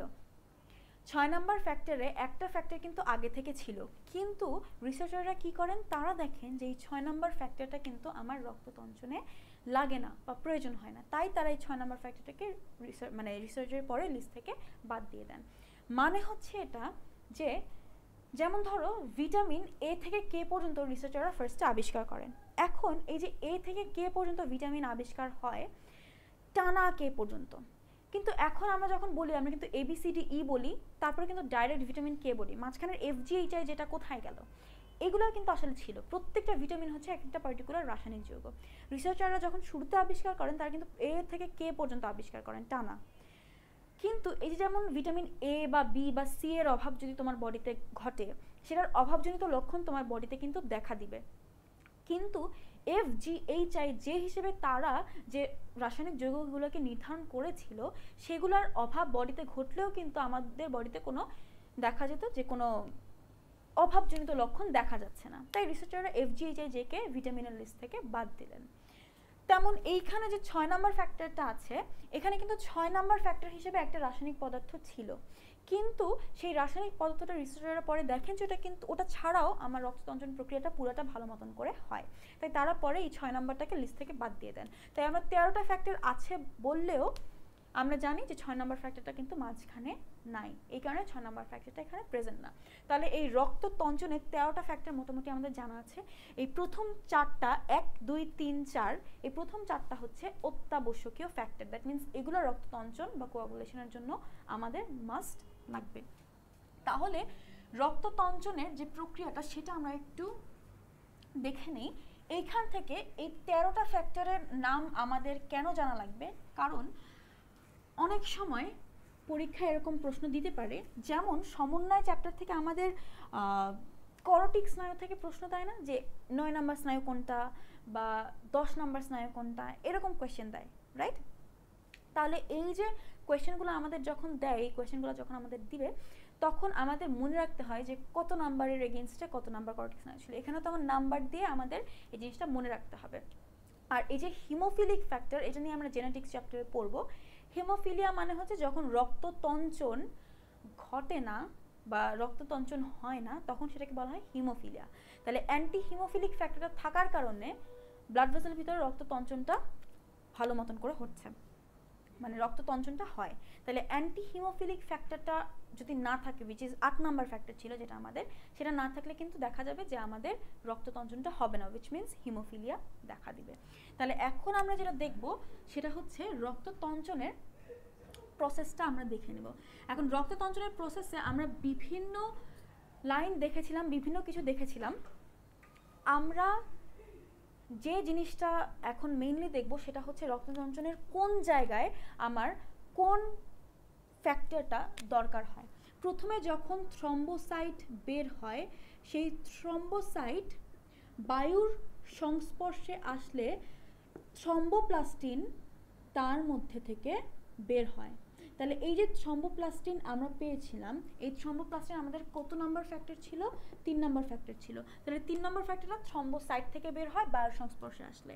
এই থ্রম্বোপ্লাস্টিনটাই কিন্তু হেপারিনকে কি করে দেয়? অকেজ করে দেয়। এবং তারপরে এই থ্রম্বোপ্লাস্টিনটা কি করে? এই থ্রম্বোপ্লাস্টিনটা যেটা 3 নাম্বার, সেটা রক্তের যে 2 নাম্বার ফ্যাক্টর থাকে প্রোথ্রম্বিন, এগুলো কিন্তু প্লাজমাতে থাকে, থ্রম্বোপ্লাস্টিন এটার ভিতরে থাকে, প্রোথ্রম্বিন প্লাজমাতে থাকে, এটা 2 নাম্বার ফ্যাক্টর। এই প্রোথ্রম্বিনের সাথে যুক্ত হয়ে সে তৈরি করে হচ্ছে থ্রম্বিন নামের একটা যৌগ। প্রোথ্রম্বিন নিষ্ক্রিয় অবস্থায় থাকে, কিন্তু থ্রম্বিনটা হচ্ছে সক্রিয়। এবং এই প্রোথ্রম্বিন আর থ্রম্বোপ্লাস্টিন মিলে থ্রম্বিন তৈরি করবার সময় আমার ফ্যাক্টর 7, ফ্যাক্টর 8, ফ্যাক্টর 9 আর ফ্যাক্টর 10, এই 4টা ফ্যাক্টর দরকার হয়। আর একটা হচ্ছে 4 নাম্বার ফ্যাক্টর দরকার হয়, যেটা হচ্ছে ক্যালসিয়াম আয়ন।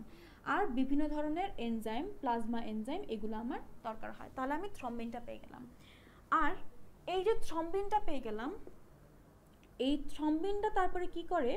রক্তরসে যে আমাদের 1 নাম্বার ফ্যাক্টর থাকে ফাইব্রিনোজেন, এই ফাইব্রিনোজেনের সাথে যুক্ত হয় এবং সে যুক্ত করে একটা ফাইব্রিন মনোমার তৈরি করে। এই ফাইব্রিন মনোমারটাই হচ্ছে হিমোস্ট্যাটিক প্লাগ। ফাইব্রিন মনোমার কি? ফাইব্রিনোজেন। নামটা দেখে মনে হচ্ছে ফাইবার বা আঁশ থেকে এসেছে, ফাইব্রিনোজেন আসলেই আঁশ থেকে এসেছে। ফাইব্রিন মনোমারটা হচ্ছে এরকম একটা আঁশ, এরকম অনেকগুলো ফাইব্রিন মনোমার মিলে মিলে মিলে মিলে একটা ফাইব্রিন পলিমার তৈরি করবে। এরকম অনেকগুলো ফাইব্রিন পলিমার মিলে মিলে মিলে মিলে টোটাল দেখা যাবে হচ্ছে ফাইব্রিন জালক তৈরি করে ফেলছে। তাহলে এভাবে করে ফাইব্রিন মনোমার, সেই ফাইব্রিন মনোমারগুলো থেকে অনেকগুলো মিলে আমরা পাবো হচ্ছে ফাইব্রিন পলিমার, এবং এই ফাইব্রিন পলিমার থেকে যখন ফাইব্রিন পলিমারগুলো একসাথে আসবে তখন আমরা পাবো ফাইব্রিন জালক। আর এইখানে আমাদের 13 নম্বর ফ্যাক্টর, যেটা ফাইব্রিন স্টেবিলাইজিং ফ্যাক্টর, অর্থাৎ ফাইব্রিন জালকটাকে তৈরি করে স্টেবিলাইজ করা, স্টেবল রাখা, সেটাতে 13 নম্বর ফ্যাক্টর কাজ করে। তাহলে আমরা শুরু থেকে দেখেছি 3 নম্বর ফ্যাক্টর থ্রম্বোপ্লাস্টিন বের হয়েছে থ্রম্বোসাইট থেকে, সেটা রক্তরসের প্রথম্বিন যেটা নিষ্ক্রিয় ছিল সেটার সাথে যুক্ত হয়ে সে সক্রিয় থ্রম্বিন তৈরি করলো। এখানে আমার 7 থেকে 10 নম্বর ফ্যাক্টর আর 4 নম্বর ক্যালসিয়াম ফ্যাক্টর, ক্যালসিয়াম আয়নটা লেগেছে এবং এনজাইম লেগেছে, এবং তারপরে এই সক্রিয় থ্রম্বিনটাই ফাইব্রিনোজেনের সাথে যুক্ত হয়ে একটা আঁশের মতন তৈরি করলো, যেটা হচ্ছে ফাইব্রিন মনোমার, সেটা থেকে ফাইব্রিন পলিমার এবং সেটা থেকে ফাইব্রিন জালক তৈরি হলো। এভাবে করেই রক্তটা কি হয়, এই জালকে তারপরে বাধা পেয়ে রক্তগুলো সেখানে আটকে যায়, সেটা কি বলা হয় রক্ত তঞ্চন। তাহলে আমরা দেখে নিলাম যে 13টা ফ্যাক্টর আমরা পড়েছি, মোটামুটি এতটুকু জানলেই কভার হয়ে যায়। আর এই যে যখন কেটে যায়, কেটে যাওয়ার পরে রক্ততঞ্চনের পরে হালকা হলুদ বর্ণের একটা পদার্থ বের হয় না, ওটাকে বলা হয় সিরাম। ওইখানে কিন্তু ফাইব্রিনোজেন প্রেজেন্ট থাকে না, তাহলে ফাইব্রিনোজেনবিহীন প্লাজমাটাকে আমরা বলছি সিরাম। তাহলে রক্ততঞ্চনের প্রসেসটাও আমাদের কি হয়ে গেল বলো তো, কভার করা হয়ে গেল। রক্ততঞ্চন ডান। এরপরে আমরা যে জিনিসটা দেখবো সেটা হচ্ছে কার্ডিয়াক সাইকেল। কার্ডিয়াক সাইকেলের ক্ষেত্রে যে জিনিসগুলো মাথায় রাখতে হয় সেটা হচ্ছে যে কার্ডিয়াক চক্র মানে কি। কার্ডিয়াক চক্রের সময়কাল আমরা জানি হচ্ছে 0.8 সেকেন্ড। কিভাবে, যদি আমার 1 মিনিটে হার্টবিট 70 থেকে 80 বার হয় একজন পূর্ণবয়স্ক সুস্থ ব্যক্তির বডিতে, তাহলে আমরা জানি যে আমরা যদি গড়ে সেটাকে 75 ধরি, 1 মিনিটে 75 বার হলে 1 সেকেন্ডে মানে একটা বিট হতে আমার 0.8 সেকেন্ড লাগবে। তাহলে এটা হচ্ছে আমাদের কার্ডিয়াক চক্রের সময়কাল। এবং আমরা জানি কার্ডিয়াক চক্র যে হবে সেটা হচ্ছে একবার সংকোচন একবার প্রসারণ মিলে একটা টোটাল কার্ডিয়াক সাইকেল হয়। এখন অ্যাট্রিয়ামের ক্ষেত্রে আমরা দেখেছি অ্যাট্রিয়াল সিস্টোল, যেটাকে আমি এস দিয়ে দেখাচ্ছি। ভেন্ট্রিকুলার ক্ষেত্রে আমরা দেখেছি ভেন্ট্রিকুলার সিস্টোল, যেটা আমি ভিএস দিয়ে দেখাচ্ছি। তাহলে অ্যাট্রিয়াল সিস্টোলের পরে কি হয়, atrial diastole and ventricular systole, এরপরে ভেন্ট্রিকুলার ডায়াস্টোল। তাহলে এই যে অ্যাট্রিয়াল সিস্টোল আর অ্যাট্রিয়াল ডায়াস্টোল, এই দুটা মিলে কি হবে বলতো, এই দুটা হতে একত্রে টাইম লাগবে হচ্ছে 0.8 সেকেন্ড। আবার ভেন্ট্রিকুলার সিস্টোল আর ভেন্ট্রিকুলার ডায়াস্টোল, এই দুটা টোটাল টাইম হবে হচ্ছে 0.8 সেকেন্ড। তাহলে আমরা এভাবে মনে রাখি generally S1 VS3। S1 VS3 মানে কি, অ্যাট্রিয়াল সিস্টোলে লাগবে 0.1 সেকেন্ড, তাহলে অ্যাট্রিয়াল ডায়াস্টোলে কত লাগবে, এই দুটো মিলে যেহেতু 0.8 সেকেন্ড, তাই এই দুটো মিলে যদি আমার 0.8 সেকেন্ড হয় তাহলে আমি 0.8 থেকে 0.1 বাদ দিলে কত পাবো, 0.7 সেকেন্ড। S1 VS3, তাহলে VS3 মানে হচ্ছে ভেন্ট্রিকুলার সিস্টোল হতে আমার টাইম লাগবে 0.3 সেকেন্ড। তাহলে এই দুটা মিলে যদি আমার 0.8 সেকেন্ড লাগে টোটাল টাইম, তাহলে 0.8 থেকে 0.3 বাদ দিলে 0.5 সেকেন্ড টাইম লাগবে আমার ভেন্ট্রিকুলার ডায়াস্টোলে। তাহলে এই সময়গুলা এই কার্ডিয়াক চক্রের ক্ষেত্রে জানা কিন্তু অনেক বেশি ইম্পর্টেন্ট।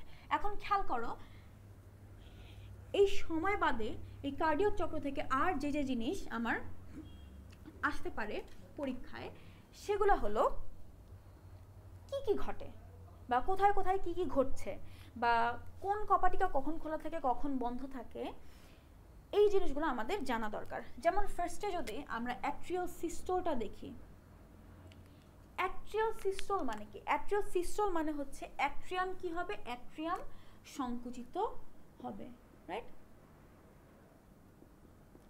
অ্যাট্রিয়াম সংকোচন। এখন অ্যাট্রিয়াম সংকোচন মানে কি, অ্যাট্রিয়ামের সংকোচন মানে হচ্ছে অ্যাট্রিয়ামের ভেতর থেকে অ্যাট্রিয়াম কি করবে, রক্তটাকে ধাক্কা দিয়ে পাঠিয়ে দিবে। কোথায় পাঠিয়ে দিবে, রক্তটাকে ভেন্ট্রিকেলের কাছে পাঠিয়ে দিবে। তাহলে অ্যাট্রিয়াম সংকোচন, এবং সে কি করবে, রক্ত ভেন্ট্রিকেলে পাঠাবে। এখন সে যদি রক্ত ভেন্ট্রিকেলে পাঠাতে চায়, আমরা জানি কি, ধরো এটা হচ্ছে হার্ট, এই যে এটা হচ্ছে আমার রাইট এট্রিয়াম, এটা হচ্ছে রাইট ভেন্ট্রিকল, এটা হচ্ছে লেফট এট্রিয়াম, এটা হচ্ছে লেফট ভেন্ট্রিকল। এই রাইট এট্রিয়াম আর রাইট ভেন্ট্রিকলের মাঝখানে একটা দরজা থাকে, আবার এই লেফট এট্রিয়াম আর লেফট ভেন্ট্রিকলের মাঝখানে কি থাকে, একটা দরজা থাকে। এই রাইট এট্রিয়াম আর রাইট ভেন্ট্রিকলের মাঝখানে দরজাটাকে বলা হয় ট্রাইকাসপিড ভালভ, লেফট এট্রিয়াম আর লেফট ভেন্ট্রিকলের মাঝখানে দরজাটাকে বলা হয় বাইকাসপিড ভালভ বা মাইট্রাল ভালভ। তাহলে যদি অ্যাট্রিয়াম রক্তটাকে ধাক্কা দিয়ে ভেন্ট্রিকলে পাঠাতে চায়, তাহলে কি করবে বলো তো, এই দরজাগুলোকে খুলে যেতে হবে। তার মানে ট্রাইকাসপিড আর বাইকাসপিড ভালভ খোলা। আর আমরা জানি যে আরো কিছু ভালভ হার্টের ভিতরে থাকে, যেটা হচ্ছে সেমিলুনার ভালভ বা অর্ধচন্দ্রাকৃতি ভালভ। যখন এই দুটো ভালভ খোলা থাকবে, তখন আমরা সাথে সাথে বুঝে নিব সেমিলুনার ভালভ বা অর্ধচন্দ্রাকৃতি ভালভগুলা বন্ধ থাকবে।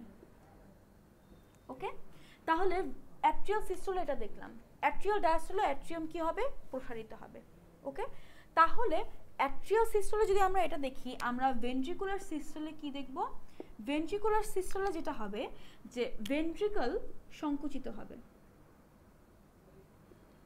এখন যদি ভেন্ট্রিকল সংকুচিত হয়, তার মানে ভেন্ট্রিকল কি করবে, রক্তকে হার্ট থেকে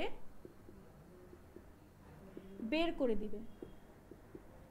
এখন ভেন্ট্রিকল যদি রক্তকে হার্ট থেকে বের করে দেয়, তার মানে সে কি করবে, রাইট ভেন্ট্রিকল আমরা জানি পালমোনারি ধমনীর মাধ্যমে রক্তকে ফুসফুসে পাঠায়, লেফট ভেন্ট্রিকল অ্যাওর্টা বা মহাধমনীর মাধ্যমে সারা দেহে পাঠাবে।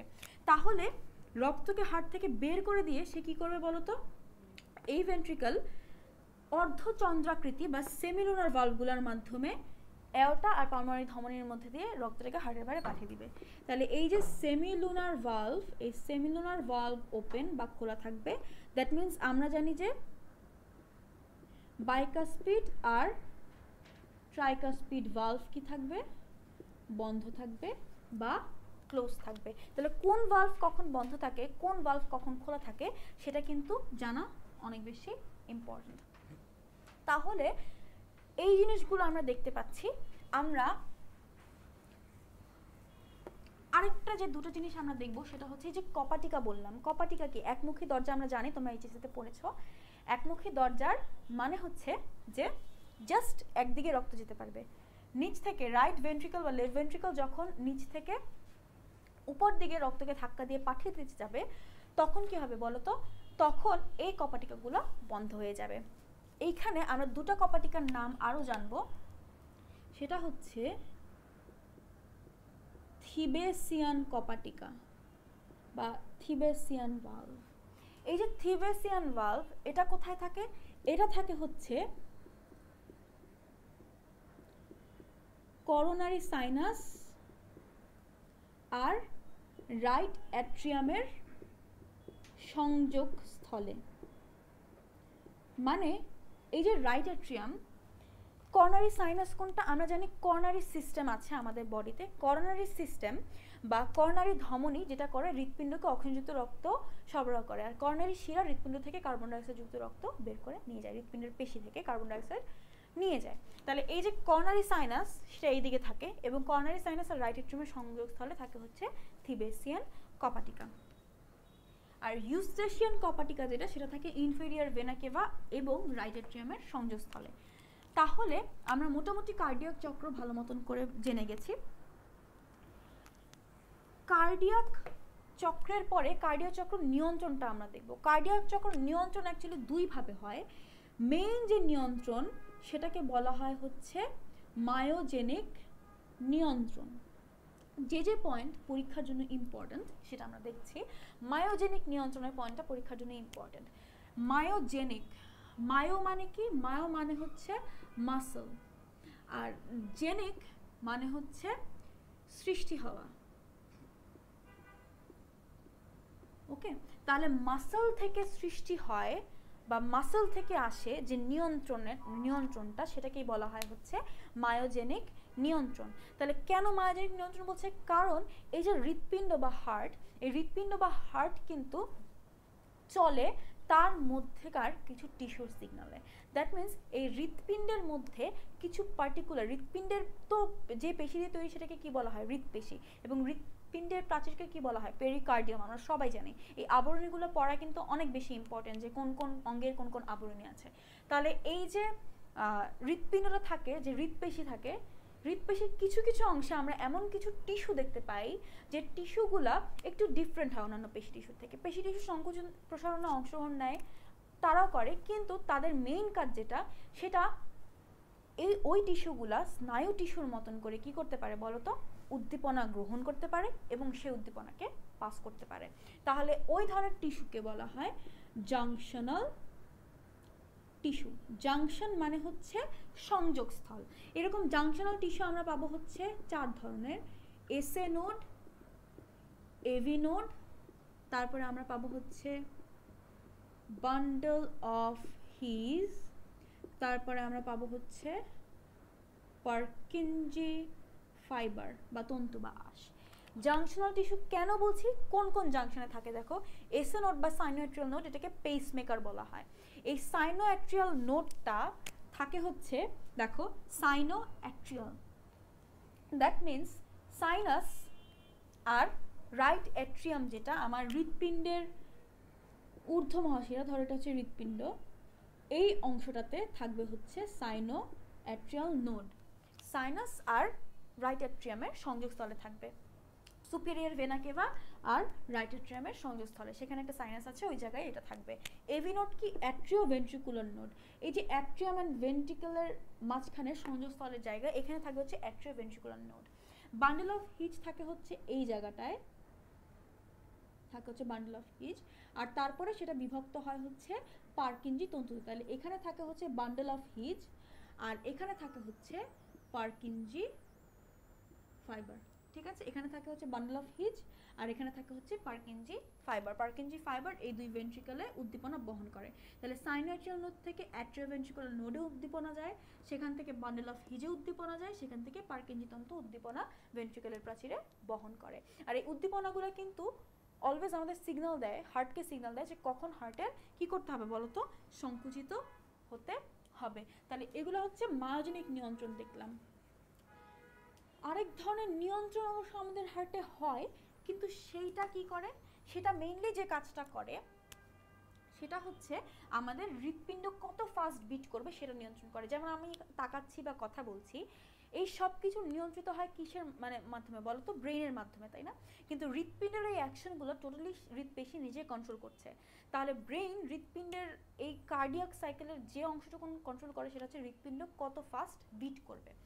আমরা স্বয়ংক্রিয় স্নায়ুতন্ত্রের কথা পড়েছি, যেখানে আছে সিম্প্যাথেটিক স্নায়ু আর প্যারাসিম্প্যাথেটিক স্নায়ু।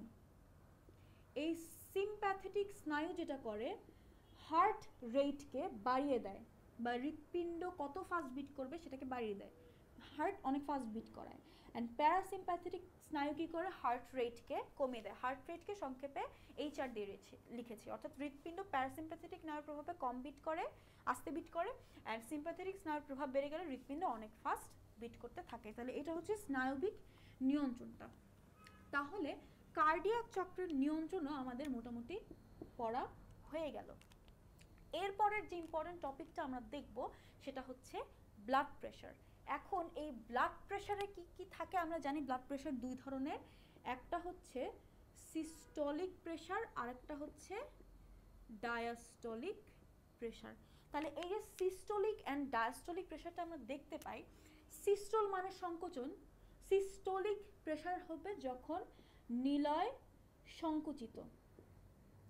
এবং ব্লাড প্রেশার কি আমরা জানি, ব্লাড প্রেশারে কি হয় বলতো? ধরো রক্তকে সংকুচিত, হৃৎপিণ্ড সংকুচিত হয়ে রক্তকে দেহের বাইরে বের করে দেয়, তখন ধমনীর গায়ে যে প্রেশারটা রক্ত দেয় সেটা হচ্ছে সিস্টোলিক প্রেশার। এবং রক্ত বের হয়ে যায় কিভাবে? নিলয় সংকুচিত হলেই রক্ত হৃৎপিণ্ড থেকে বের হয়ে যেতে পারে। তাহলে নিলয় সংকোচনে যে প্রেশারটা রক্ত ধমনীর গায়ে দেয় সেটা হচ্ছে সিস্টোলিক প্রেশার, এবং সেটার মান বেশি, যেটা হয় 120 মিলিমিটার পারদ চাপ। অ্যান্ড ডায়াস্টোলিক প্রেশার কখন হয়? যখন নিলয় প্রসারিত, দ্যাট মিন্স রক্তটাকে পাঠিয়ে দেওয়ার পর কি নিলয় সংকুচিত অবস্থা থেকে কি হবে, শিথিল অবস্থায় চলে আসবে, দ্যাট মিন্স প্রসারিত অবস্থায় চলে আসবে। তখন হঠাৎ করে দেখা যায় এতক্ষণ রক্তই ধমনীতে যে প্রেশার দিচ্ছিল, এখন তো নিলয় কি হয়ে গেছে, প্রসারিত হয়ে যাচ্ছে। তাই হঠাৎ করে দেখা যায় সেই রক্তের প্রেশারটা কমে যেতে থাকে, কারণ নিলয় এখন রক্তকে মানে অ্যাওর্টা দিয়ে পাঠাচ্ছে না কিংবা পালমোনারি ধমনী দিয়ে পাঠাচ্ছে না। তাই ডায়াস্টোলিক প্রেশারটা, ডায়াস্টোল মানে প্রসারণ, ডায়াস্টোলিক প্রেশারটা কম হয়, যেটা হচ্ছে 80 মিলিমিটার পারদ। এই দুটার ডিফারেন্সকে আমরা বলি পালস প্রেশার, অর্থাৎ সিস্টোলিক এবং ডায়াস্টোলিক প্রেশারের ডিফারেন্সকে বলা হয় পালস প্রেশার, যেটার আদর্শ মান হচ্ছে দেখো 120 - 80 উইচ ইজ 40 মিলিমিটার পারদ। এখন এই যে ব্লাড প্রেশার, এই ব্লাড প্রেশার মাপা হয় হচ্ছে ব্যারো রিসেপ্টর দিয়ে, অর্থাৎ আমাদের বডিতে কিছু কোষ থাকে, যে কোষগুলো কি করবে বলতো, যে কোষগুলা সেন্স করতে পারবে যে কখন তোমার ব্লাড প্রেশার বেড়ে গেছে বা কখন তোমার ব্লাড প্রেশার কমে যাচ্ছে। তো এরকম দুই ধরনের ব্যারো রিসেপ্টর আমাদের বডিতে থাকে, সেগুলো হচ্ছে হাই প্রেশার ব্যারো রিসেপ্টর, যেটার অপর নাম হচ্ছে আর্টেরিয়াল রিসেপ্টর। এই আর্টেরিয়াল রিসেপ্টরটা থাকে কই? এই যে ধরো হৃৎপিণ্ডের উপরের অংশ, এখান থেকে কি বের হইলো, এখান থেকে ধরো এরকম অ্যাওর্টা বের হলো, তাই না? এই অ্যাওর্টা যেটা, এই অ্যাওর্টার এটা হচ্ছে অনুপ্রস্থ অংশ, প্রস্থ বরাবর অংশ। তো অ্যাওর্টার অনুপ্রস্থ অংশে এই জায়গায় এই আর্টেরিয়াল রিসেপ্টরগুলো থাকে, এটাকে বলা হয় অনুপ্রস্থ অ্যাওর্টিক আর্চ। আরেকটা জায়গায় এই আর্টেরিয়াল রিসেপ্টর থাকে, সেটা হচ্ছে এই অ্যাওর্টা থেকে আমরা জানি 3টা সিস্টেমিক ধমনী বের হয়। একটা হচ্ছে ব্র্যাঙ্কিওসেফালিক, বি দিয়ে লিখছি, আরটা হচ্ছে লেফট ক্যারোটিড, আরটা হচ্ছে সাবক্লেভিয়ান, বিসিএস। তাহলে এই যে ব্র্যাঙ্কিওসেফালিকটা বের হয়, এটা বের হয়ে এটা একটা শাখা তৈরি করে, এই শাখাটা আমার মাথায় রক্ত সরবরাহ করে, এই জন্য এটাও একটা ক্যারোটিড ধমনী। এটাকে বলা হয় হচ্ছে রাইট ক্যারোটিড, যেহেতু এটা রাইট সাইডে, আর এটা হচ্ছে লেফট ক্যারোটিড, যেহেতু এটা লেফট সাইডে। তাই আমি এলসি দিয়ে দেখাচ্ছি। এখান থেকে আবার একটা শাখা বের হয়, আর এই লেফট ক্যারোটিড থেকেও একটা শাখা বের হয়। তাহলে এই যে রাইট ক্যারোটিড থেকে যে শাখাটা বের হলো আর লেফট ক্যারোটিড থেকে যে শাখাটা বের হলো, এগুলোর এই জায়গার এই পোর্শনটাকে বলা হয় হচ্ছে ক্যারোটিড সাইনাস। তাহলে এই ক্যারোটিড সাইনাসে এবং অ্যাওর্টিক আর্চে, অনুপ্রস্থ অ্যাওর্টিক আর্চে এই হাই প্রেশার বায়ো রিসেপ্টর বা আর্টেরিয়াল রিসেপ্টরগুলো থাকে। আর্টেরিয়াল বলা কারণ হচ্ছে এরা আর্টারি বা ধমনীর এই অংশে থাকে। তাহলে এই যে হাই প্রেশার বায়ো রিসেপ্টর, এটা কখন অ্যাক্টিভ থাকে? যখন রক্তচাপ কম, তখন এরা এই হাই প্রেশার বায়ো রিসেপ্টরগুলো অ্যাক্টিভ থাকবে। আর তেমন আমাদের কিছু লো প্রেশার ব্যারো রিসেপ্টর থাকে, সেই লো প্রেশার ব্যারো রিসেপ্টরগুলো কখন অ্যাক্টিভ থাকবে? যখন রক্তচাপ বেশি হবে, তখন এই লো প্রেশার ব্যারো রিসেপ্টরগুলো অ্যাক্টিভ থাকবে। এবং এদেরকে কিন্তু আয়তন রিসেপ্টর বা ভলিউম রিসেপ্টর বলা হয়। তাহলে এই যে আয়তন রিসেপ্টর বা ভলিউম রিসেপ্টর, এগুলো হচ্ছে লো প্রেশার ব্যারো রিসেপ্টর। যখন রক্তচাপ বেশি তখন এরা অ্যাক্টিভ থাকবে, আর রক্তচাপ যখন কম তখন অ্যাক্টিভ থাকবে হচ্ছে হাই প্রেশার ব্যারো রিসেপ্টর। তাহলে এই জিনিসগুলো আমরা দেখে নিলাম। এটাকে কিন্তু কার্ডিও পালমোনারি রিসেপ্টরও বলা হয় অনেক সময়। এই প্রেশারের ভ্যালু বা মান কোথায় রিসেপ্টরগুলো অবস্থিত, এগুলো অবজেক্টিভের জন্য অনেক বেশি ইম্পর্টেন্ট। যখন আমাদের ব্লাড প্রেশারটা বেড়ে যাবে, তখন কি হবে? ব্লাড প্রেশার বেড়ে গেলে আমাদের মাথায় এই রিসেপ্টরগুলো সিগন্যাল পাঠাবে যে ব্লাড প্রেশার বেড়ে গেছে। তখন মস্তিষ্ক কি করবে? তখন মস্তিষ্ক আমার হার্ট রেটটাকে কমিয়ে দিবে, দ্যাট মিন্স হৃৎপিণ্ড আস্তে আস্তে বিট করতে থাকবে। আর তখন কি হবে? ভেজো ডাইলেশন। আমার ব্লাড প্রেশার বেড়ে গেলে আমার হৃৎপিণ্ড অ্যাডজাস্ট করবে এইভাবে, হার্ট রেটটাকে কমিয়ে দিবে। ভেজো ডাইলেশন মানে ব্লাড ভেজেলগুলা প্রসারিত করে দিবে, যেন রক্ত ইজিলি কি করতে পারে বলতো, চলাচল করতে পারে। এবং টোটাল পেরিফেরাল রেজিস্ট্যান্স যেটা, সেটাকেও কি করে দিবে বলো তো, কমিয়ে দিবে। টোটাল পেরিফেরাল রেজিস্ট্যান্স হচ্ছে যেটাকে আমরা বলি সার্বিক প্রান্তীয় প্রতিরোধ। এটা হচ্ছে টোটাল পেরিফেরাল রেজিস্ট্যান্স। তাহলে সার্বিক প্রান্তীয় প্রতিরোধটা কি? তুমি ধরো কোনো একটা জায়গা দিয়ে হাঁটছো, তোমার এগেনস্টে কি বাতাসের বাধা আছে, তাই না? গাড়ি চলাচল করছে, সেটার এগেনস্টে কি বাতাসের বাধা আছে। তেমন রক্ত চলাচল করবার সময়, রক্তনালীর মধ্যে দিয়ে রক্ত যাওয়ার সময় কিন্তু রক্তের এরকম একটা বাধা অনুভূত হয়, সেটাকেই বলা হয় হচ্ছে সার্বিক প্রান্তীয় প্রতিরোধ। এই বাধাটা যত কম হবে রক্ত তত ইজিলি পাস করতে পারবে, বাধা যত বেশি হবে রক্তচাপ তত বেশি দিবে এবং রক্ত চলাচল করতে তত সমস্যা হবে। তাহলে ব্লাড প্রেশার বেড়ে গেলে এই সিস্টেমগুলো বা এই কাজগুলো করার মাধ্যমে ব্রেন কি করে, ব্লাড প্রেশারটাকে নর্মাল নিয়ে আসে।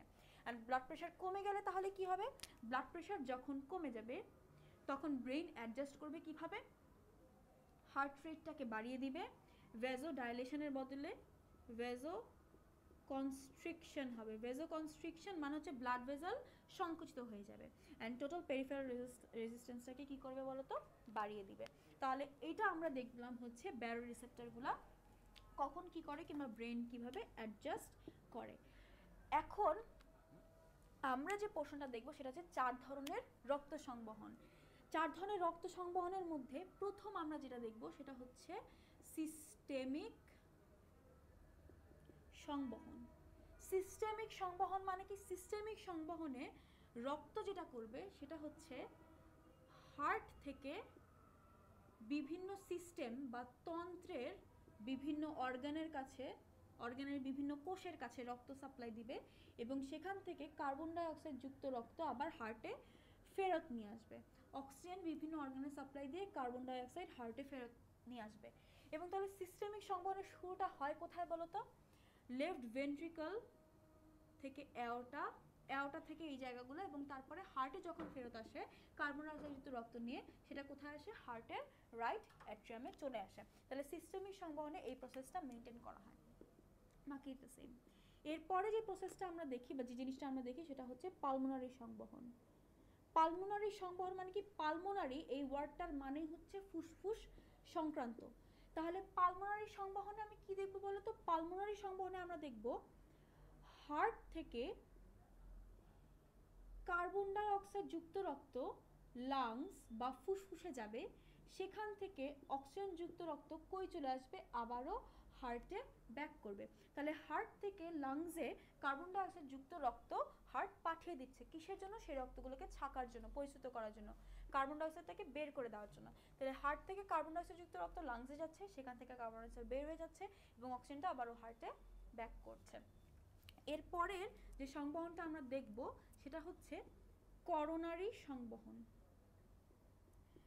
করোনারি সংবহনে যেটা হয় সেটা হচ্ছে, করোনারি সংবহন হচ্ছে সেই স্পেশাল টাইপ অফ সংবহন যেখানে হৃৎপিণ্ডে কি হয় বলতো? হৃৎপিণ্ডে আমরা অক্সিজেন সাপ্লাই দিই এবং হৃৎপিণ্ড থেকে আমরা কি করি বলতো? কার্বন ডাই অক্সাইড ফেরত নিয়ে আসি।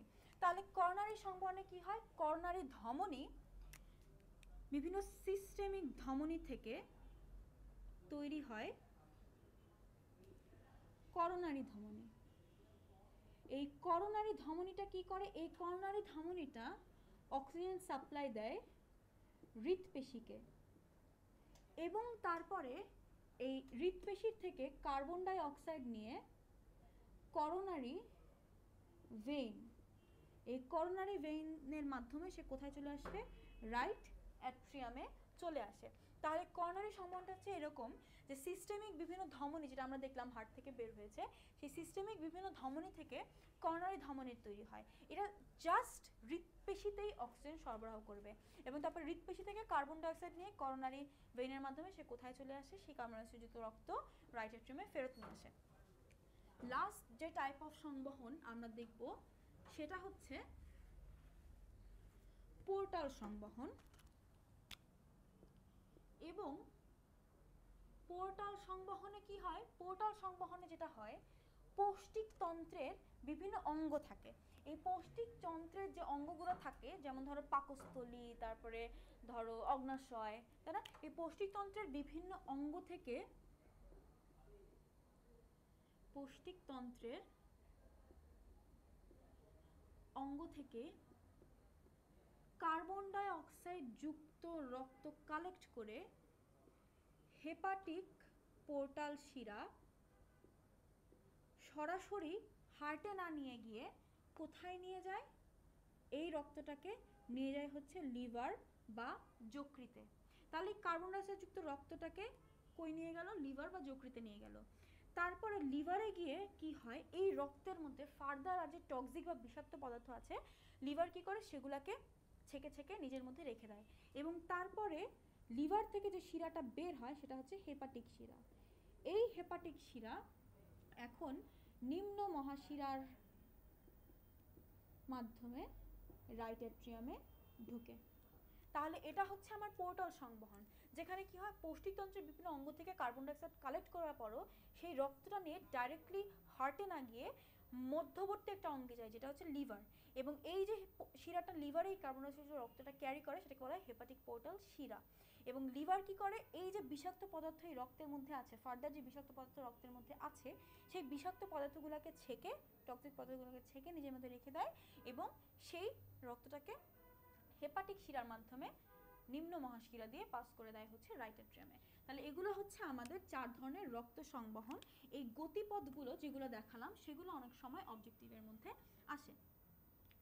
লাস্ট যে টপিক আমাদের আছে সেটা হচ্ছে হৃদরোগ নির্ণয়। তাহলে এই যে হৃদরোগ নির্ণয়ের টপিক, এই হৃদরোগ নির্ণয় জিনিসটা কীরকম, সেটা হচ্ছে যে ধরো আমাদের অনেক সময় হৃৎপিণ্ডের বিভিন্ন জায়গায় প্রবলেম হতে পারে। তো প্রবলেম হলে তখন আমরা কি করি, প্রবলেম হলে আমরা তখন জেনারেলি যেটা করে থাকি সেটা হচ্ছে বিভিন্ন টেস্ট করাই, তাই না? এখন হৃদরোগের কোনো একটা পার্টিকুলার প্রবলেমের জন্য আমরা যে প্রক্রিয়ায় সেই প্রবলেমটা নির্ণয় করব সেই প্রক্রিয়াগুলো আমরা এখন দেখব। যেমন নামগুলো জানা ইম্পর্টেন্ট, যেগুলো অবজেক্টিভে আসে।